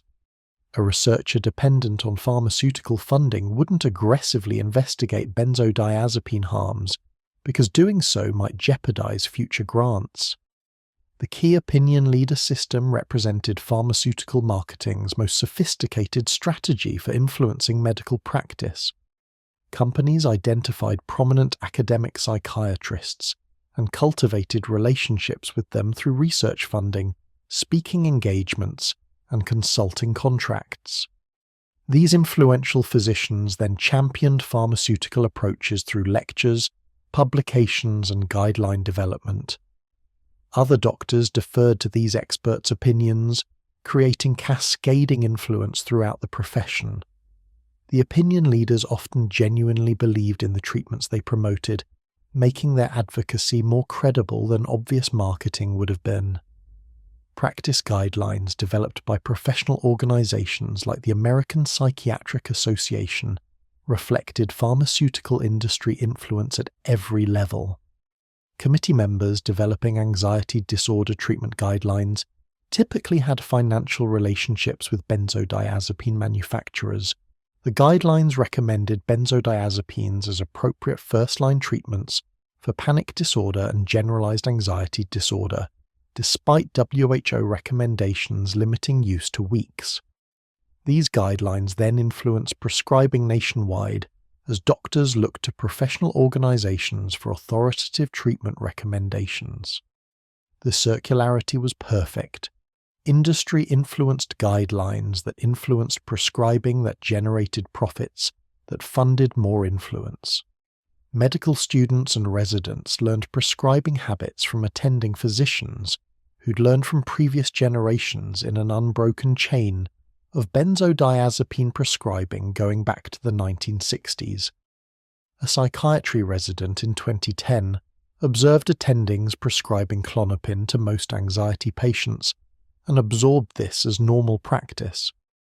The resident became an attending and taught the next generation of residents the same approach. Institutional knowledge about benzodiazepine risks had been lost because 3 generations of physicians had prescribed these drugs continuously without experiencing consequences for the harm caused. The injured patients disappeared from medical attention. They didn't die dramatically or suddenly, they just slowly had their lives destroyed in ways that weren't visible in medical charts. The electronic health record era made inappropriate prescribing easier by removing human interaction from refill decisions. A Klonopin prescription could be renewed automatically based on algorithmic prompts, without any physician actually reviewing the patient's case. The EHR treated a 10-year-old prescription the same as a new one. Both required identical documentation and decision-making. The system contained no built-in warnings about prescription duration or flags suggesting taper attempts. Technology that should have improved medication safety instead automated harmful practices. Research into benzodiazepine prescribing patterns revealed disturbing trends that should have prompted intervention but didn't. Studies showed that elderly patients, despite facing the highest risks, received the longest prescriptions. Women received benzodiazepines at twice the rate of men even after controlling for anxiety disorder prevalence. Low-income patients and those on Medicaid were more likely to receive long-term benzodiazepines instead of therapy. The prescribing patterns reflected systemic biases and resource constraints rather than medical necessity, but nobody in positions of authority moved to correct these inequities. The medical establishment's denial reached its apex in responses to patient advocacy groups that formed in the 2010s, demanding recognition of benzodiazepine injury. Organizations like Benzodiazepine Information Coalition presented research, patient testimonials, and calls for prescribing reform to medical associations and government agencies. The response was polite indifference. Medical organizations issued bland statements, acknowledging that some patients experience withdrawal, while maintaining that benzodiazepines remain important anxiety treatments when used appropriately. This non-response response allowed the crisis to continue unabated while creating appearance of concern. The fundamental problem was that acknowledging the full scope of benzodiazepine harm would require the medical establishment to admit it had injured millions of patients through inappropriate prescribing that violated existing guidelines for decades. This admission would undermine public trust in medicine, expose physicians to liability, and force a complete re-evaluation of psychiatric prescribing practices. The psychological and professional costs of such an admission were too high for most physicians to bear. Denial was easier. So the crisis continued, invisible to those who didn't want to see it, and unbearable for those trapped inside it. The Ashton Manual became an underground Bible for benzodiazepine sufferers after Professor Heather Ashton published her comprehensive guide in 2002, distilling decades of clinical experience helping patients escape pharmaceutical dependency. Her protocol revolutionized withdrawal management by introducing concepts that contradicted standard medical practice, but actually worked. The core principle involved switching patients from whatever benzodiazepine they were taking to diazepam, Valium, because its long half-life and availability in small doses allowed for gradual reductions the nervous system could tolerate. A person on 2 mg of Klonopin would convert to approximately 40 mg of Valium using established equivalency charts. The conversion itself often produced immediate relief because Valium's smoother pharmacokinetic profile eliminated the interdose withdrawal many people experienced with shorter-acting benzodiazepines.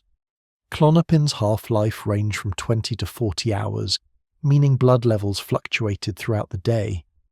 Valium's half-life extended to 100 hours or more, including active metabolites, providing consistent coverage without peaks and valleys. People who'd been experiencing afternoon anxiety crashes suddenly felt stable all day. This stabilization was essential before beginning the taper because attempting to reduce an unstable baseline guaranteed failure. The taper schedule Ashton recommended was painfully slow by medical standards, but represented the only approach with reasonable success rates. Reductions of 5 to 10% every 2 to 4 weeks allowed the nervous system time to adapt to each change before imposing the next one. For someone starting at 40 mg of Valium, the first reduction might be to 38 mg, a cut so small that many doctors considered it pointless. Those doctors didn't understand that even tiny reductions could trigger waves in sensitive individuals. The goal was staying below the threshold where the nervous system noticed the change and reacted catastrophically. Compounding pharmacies became essential partners in successful tapers because standard pharmaceutical manufacturing didn't produce the tiny doses required for microtapering. A person reducing from 5 mg to 4.5 mg needed 0.5 mg increments that didn't exist in commercial formulations. Compounding pharmacists created custom capsules in any dose requested, allowing for reductions as small as 0.1 mg when necessary. These pharmacies charged premium prices because insurance rarely covered compounded medications, adding financial strain to people already depleted by medical costs. Liquid titration offered an alternative microtapering method using crushed tablets dissolved in precise volumes of water. A person could dissolve a 10 mg Valium tablet in 10 milliliters of water, creating a solution where each milliliter contained 1 mg. Drawing up 9.5 milliliters with an oral syringe provided a 0.5 mg reduction. This method required careful technique. Tablets needed complete dissolution, solutions needed protection from light, and measurements demanded precision. People became amateur chemists out of necessity, learning about solution stability and accurate dosing because medical professionals wouldn't help. The symptom management during tapers required strategies that conventional medicine didn't provide. Magnesium supplementation helped with muscle symptoms and sleep. L-theanine provided mild anxiety relief without interfering with GABA receptor healing. Exercise improved symptoms for some people, while worsening them for others who were too depleted. Diet modifications, eliminating caffeine, alcohol, and processed foods, reduced nervous system stress. These interventions weren't cures but made the suffering marginally more bearable during the months or years of tapering. Online communities developed elaborate tracking systems where members logged their daily symptoms, dose reductions, and interventions to identify patterns. The data revealed that some people tolerated weekly reductions while others needed monthly or longer holds between cuts. Women often experienced symptom worsening related to menstrual cycles, requiring dose adjustments around hormonal fluctuations. Older adults generally needed slower tapers than younger people. The tracking turned withdrawal into a quantifiable process that could be studied and optimized even without medical system support. The hold periods between reductions became crucial when symptoms intensified beyond tolerance. A person experiencing severe waves would pause their taper at the current dose for weeks or months until symptoms settled before attempting the next reduction. This flexibility distinguished successful tapers from failed ones. Rigid schedules that pushed forward regardless of symptoms led to kindling and failure.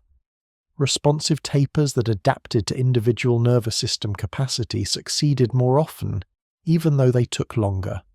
Some people's tapers lasted 5 years because they required extensive holds, but they completed successfully while faster attempts had failed. Reinstatement decisions represented the most agonizing choices people faced during withdrawal. When symptoms became unbearable weeks or months after completing a taper, the question arose, should someone go back on benzodiazepines to stabilize and try again more slowly? Reinstatement worked beautifully for some people.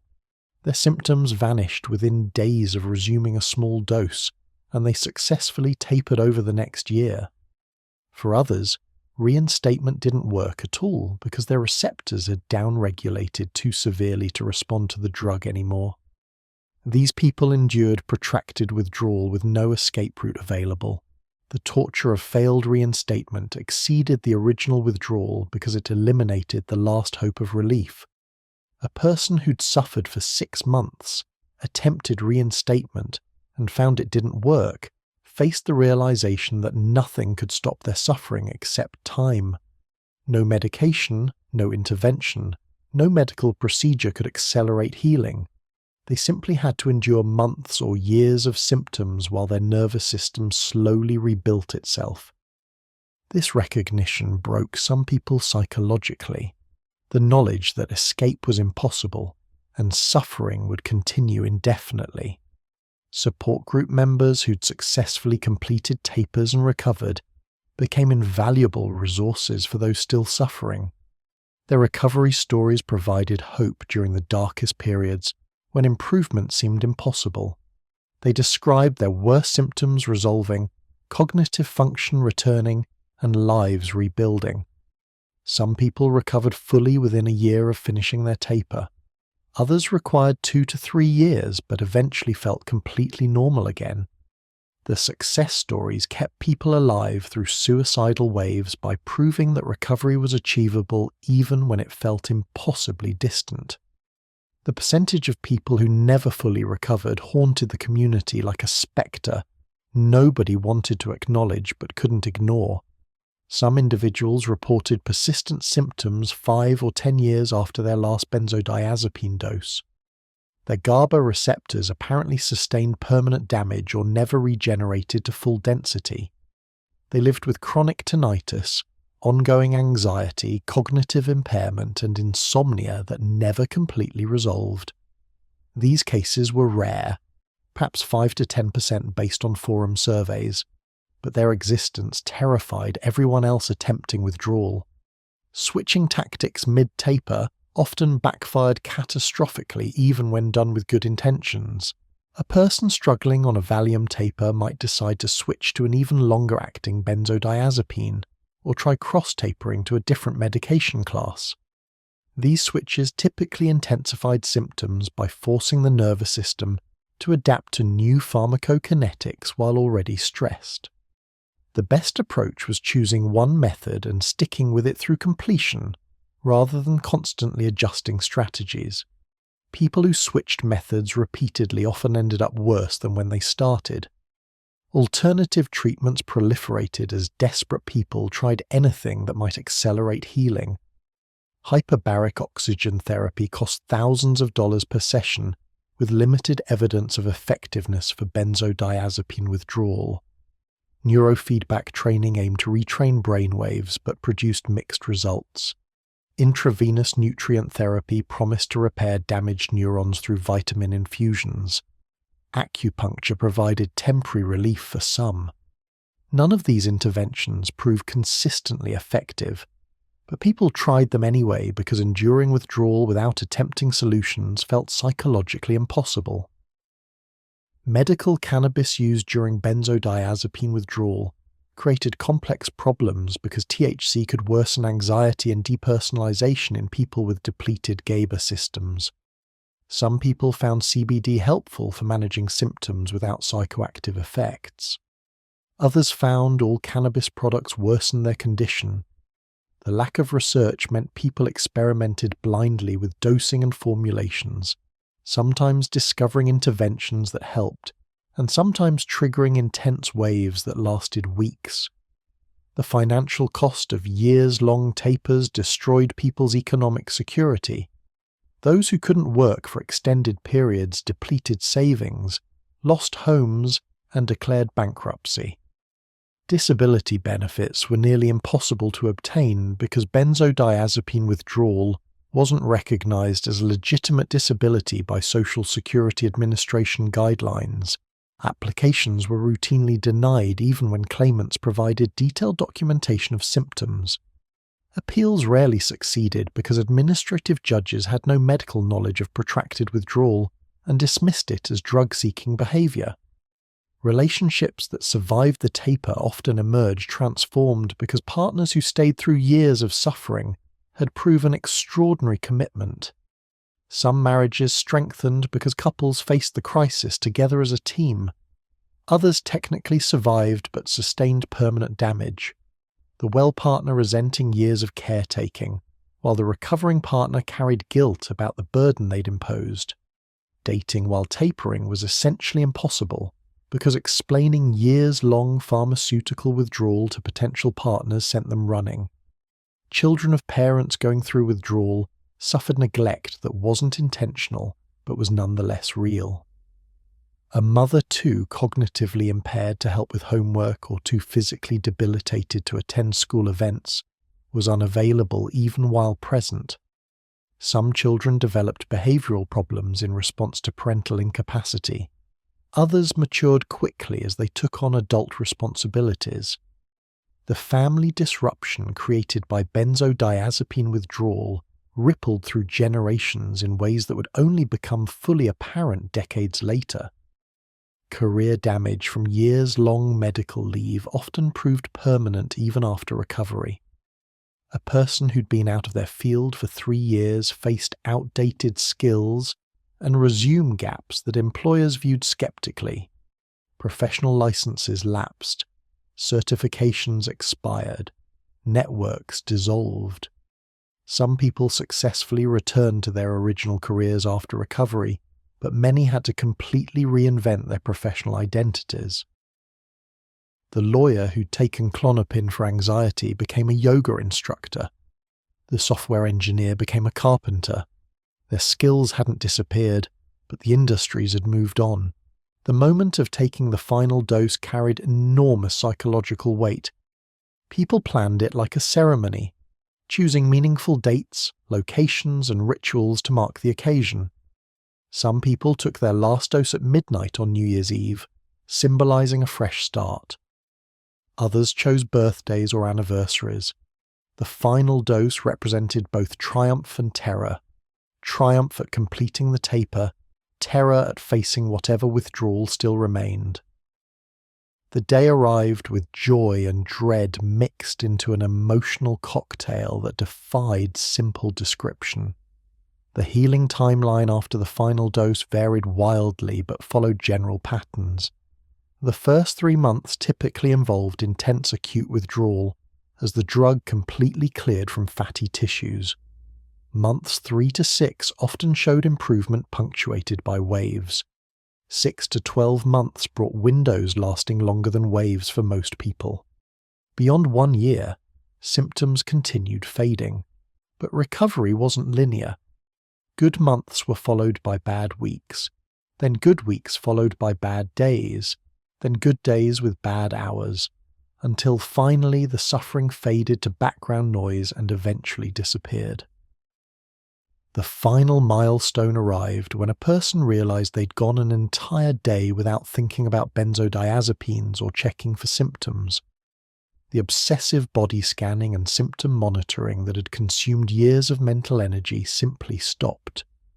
They noticed this absence only in retrospect, suddenly aware they'd been living normally without constant vigilance about their nervous system's state. This moment marked true recovery more than any symptom resolution, because it meant benzodiazepines no longer defined their existence. The COVID-19 pandemic triggered an unprecedented surge in anxiety medication, prescribing that sent benzodiazepine use soaring to levels not seen since the 1970s peak of Valium mania. Prescriptions for Klonopin, Xanax and Ativan increased by 34% between March and June 2020 as lockdowns, economic collapse and mortality fears drove millions to seek pharmaceutical relief. Telemedicine appointments replaced in-person visits, making prescription refills even easier to obtain without meaningful doctor-patient interaction. Psychiatrists conducted 7-minute video consultations and electronically sent prescriptions to pharmacies where patients picked them up curbside. The crisis had created perfect conditions for repeating all the mistakes of the past 60 years. Young adults who'd never taken psychiatric medications before found themselves with new Klonopin prescriptions for pandemic-related anxiety that was actually a normal response to abnormal circumstances. A 24-year-old facing unemployment, social isolation, and constant news about death didn't have an anxiety disorder. She had a rational response to terrifying conditions. But her doctor prescribed Klonopin anyway, because it provided immediate relief, and the appointment slot allowed no time for discussing coping strategies or distinguishing pathological anxiety from appropriate fear.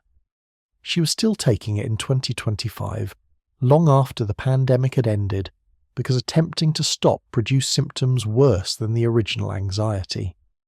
The elderly population suffered disproportionately as pandemic isolation and cognitive decline led to increased benzodiazepine prescribing in nursing homes and assisted living facilities. Residents who became agitated or confused during lockdowns received Klonopin to sedate them rather than addressing the underlying causes of their distress. Research published in 2021 confirmed what had been suspected for years. Long-term benzodiazepine use accelerated dementia progression and increased mortality risk in elderly patients. A meta-analysis of 15 studies involving over 200,000 subjects found that benzodiazepine users had 50% higher dementia risk and died an average of 3 years earlier than non-users.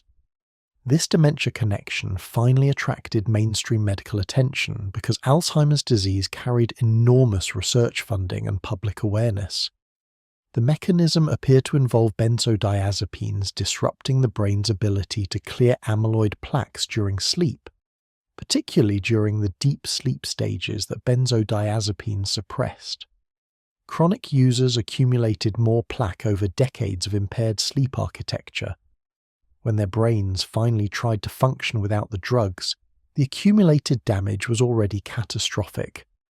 Some researchers suggested that benzodiazepines might be responsible for a significant percentage of dementia cases previously attributed to aging. Opioid settlement negotiations in the early 2020s created a potential legal framework for addressing benzodiazepine harm through similar mechanisms. Pharmaceutical companies had paid billions in settlements, acknowledging their role in the opioid epidemic through aggressive marketing and minimization of addiction risks. Attorneys who'd worked on opioid cases began investigating benzodiazepine manufacturers using the same strategies. Internal documents showing knowledge of dependence risks, marketing materials that downplayed withdrawal severity, and systematic efforts to expand prescribing beyond approved indications. The first major lawsuits were filed in 2023. the legal cases faced enormous challenges because benzodiazepines had been on the market for 60 years, with regulatory approval and widespread medical acceptance. Unlike opioids, where pharmaceutical companies had clearly violated laws and misled regulators, benzodiazepine manufacturers had operated within legal boundaries even if they'd been ethically negligent. The drugs worked as advertised for short-term use.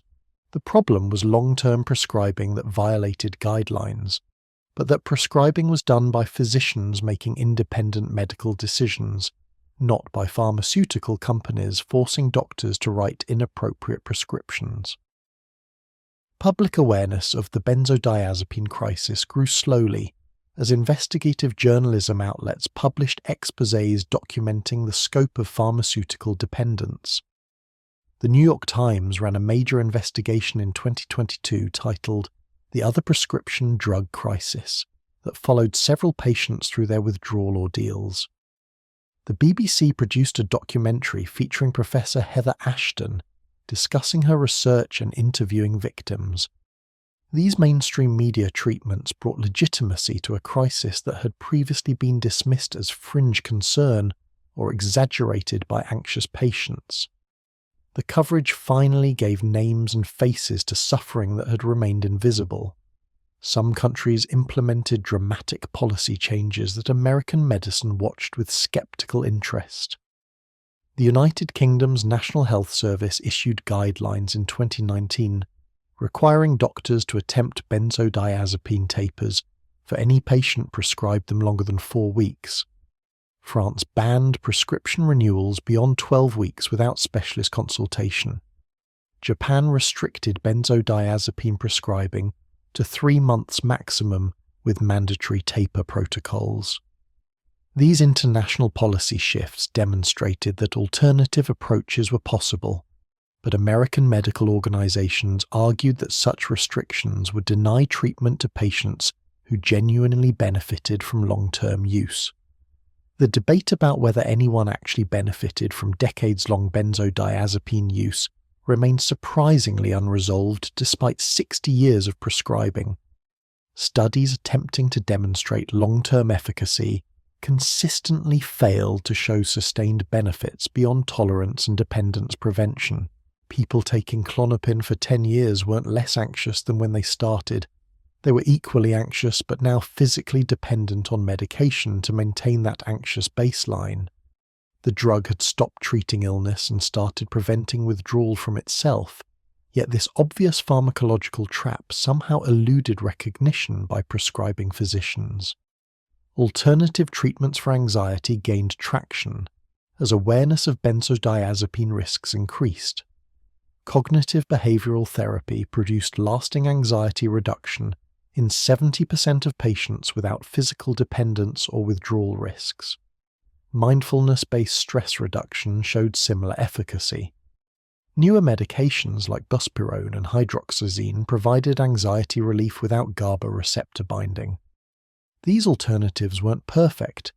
They required more effort than swallowing pills and didn't work immediately, but they also didn't trap people in pharmaceutical dependency that destroyed their lives. Insurance companies slowly began covering therapy more generously as the long-term costs of benzodiazepine prescribing became apparent. The psychiatric profession's younger generation showed more awareness of benzodiazepine risks than their predecessors, having trained during the opioid crisis and learned hard lessons about pharmaceutical harm. Residency programs in the 2020s taught appropriate prescribing limits and taper protocols that had been absent from curricula a decade earlier. Young psychiatrists were more likely to prescribe benzodiazepines for weeks rather than years, and more willing to help patients discontinue them. This generational shift offered hope that future prescribing patterns might change, even if current victims still lacked adequate support. The FDA finally added black box warnings to all benzodiazepines in September 2020, 60 years after Librium's approval, acknowledging risks of abuse, addiction, physical dependence, and withdrawal reactions. The warnings required prominent placement on medication labels and patient information sheets. This regulatory action came far too late for the millions already dependent, but might prevent future harm if doctors actually read and heeded the warnings. Cynics noted that similar warnings on opioids had done little to prevent that crisis, and pharmaceutical companies would continue profiting from benzodiazepines, regardless of black box labels. Prescription monitoring programs in most states began flagging long-term benzodiazepine prescriptions in the mid-2020s, sending alerts to prescribing physicians when patients had been on these medications for extended periods. The alerts suggested considering taper attempts or at least documenting why continued use was medically necessary. Some doctors responded by actually tapering patients. Others simply clicked through the alerts and continued prescribing as before. The monitoring programs had no enforcement mechanisms. They could flag problems but not compel physicians to change behavior. The economic costs of benzodiazepine dependence finally attracted attention from healthcare economists and insurance companies looking to reduce expenditures. A 2024 analysis estimated that benzodiazepine-related medical costs, including emergency room visits, hospitalizations, disability claims, and lost productivity, exceeded $15 billion annually in the United States alone. These costs dwarfed the pharmaceutical profits from benzodiazepine sales, making continued widespread prescribing economically irrational, even from a purely financial perspective. The analysis prompted some insurance companies to implement restrictions on long-term benzodiazepine coverage and increase reimbursement for therapy alternatives. Recovery centers specializing in benzodiazepine withdrawal opened in several states, offering medical supervision and support through the taper process. These facilities charged $20,000 to $50,000 for multi-month programs that provided psychiatric care, symptom management, and group therapy with others going through withdrawal. The centers filled immediately with waitlists extending months, demonstrating enormous unmet demand for specialized care. Most insurance companies refused to cover these programs, classifying them as addiction treatment that fell outside standard medical necessity criteria. The online support communities that had been lifelines for thousands of suffering people evolved into advocacy organizations pushing for systemic change. The Benzodiazepine Information Coalition lobbied Congress for research funding into withdrawal treatment and protracted symptoms. The Alliance for Benzodiazepine Best Practices worked with medical schools to improve physician education. These organizations operated on shoestring budgets, funded by donations from people who'd survived withdrawal and wanted to prevent others from experiencing the same harm. Their influence remained limited compared to pharmaceutical industry resources. Class action lawsuits against benzodiazepine manufacturers ground through courts slowly with uncertain outcomes. Plaintiffs needed to prove that pharmaceutical companies had knowingly concealed risks or fraudulently marketed the drugs. Difficult standards to meet given that basic information about dependence had always been included in prescribing information even if downplayed. The companies argued that they'd followed all regulatory requirements and that prescribing decisions were made by independent physicians. Early cases were dismissed on technical grounds, though appeals continued through the judicial system. Research into potential treatments for protracted withdrawal syndrome accelerated as the crisis gained recognition. Studies investigated whether medications targeting neuroplasticity might accelerate GABA receptor regeneration. Clinical trials tested whether transcranial magnetic stimulation could help rebalance overactive glutamate systems. Researchers explored whether targeted supplements or nootropics might support nervous system healing. None of these interventions had proven effective yet, but the research represented progress toward treating a condition that had previously received no scientific attention or funding. The fundamental question underlying the entire crisis remained uncomfortably unresolved. How did a drug designed to reduce suffering cause so much of it? The answer lay in the gap between short-term relief and long-term consequences, the trap of immediate benefit concealing delayed harm. Benzodiazepines worked brilliantly for 2 weeks, adequately for a few months, and catastrophically for years. But the human brain's bias toward immediate rewards over distant consequences made the long-term damage invisible until it was too late. The profit motive reinforced this temporal disconnect because ongoing prescriptions generated revenue, while eventual harm produced costs borne by patients and society rather than manufacturers. The medical system's failure was fundamentally one of hubris, the assumption that pharmaceutical intervention was always superior to allowing the body to heal itself or employing non-pharmacological treatments. Anxiety had existed throughout human history without chemical suppression, managed through social support, spiritual practices, physical activity, and psychological resilience. Modern medicine had convinced itself and the public that every uncomfortable emotion required pharmaceutical correction, creating dependency on external chemicals to perform functions the nervous system evolved to handle autonomously. The benzodiazepine crisis persisted in 2026, even as awareness increased because millions of people remained trapped on medications they couldn't safely discontinue without years of suffering. The healthcare system that had created the crisis still lacked infrastructure to resolve it. Most doctors remained ignorant about proper tapering protocols. Insurance companies wouldn't pay for the intensive support withdrawal required. Patients faced choosing between continuing pharmaceutical dependency or attempting discontinuation that might destroy their lives for years. This impossible choice was the daily reality for an estimated 30 million Americans taking benzodiazepines, some by choice, many by pharmaceutical entrapment they never consented to and couldn't escape. The future trajectory of the crisis remained uncertain. Optimistic projections imagined that improved education, policy changes, and cultural shifts would gradually reduce inappropriate prescribing and provide support for those attempting to discontinue. Pessimistic analyses suggested that pharmaceutical industry influence, medical system inertia, and human preference for quick solutions would perpetuate the crisis indefinitely. The truth would likely fall somewhere between: slow progress punctuated by setbacks, incremental reforms that helped some people, while millions more suffered in pharmaceutical limbo, an eventual recognition decades hence that 21st century medicine had repeated the mistakes of its predecessors by prioritizing profit and convenience over genuine healing.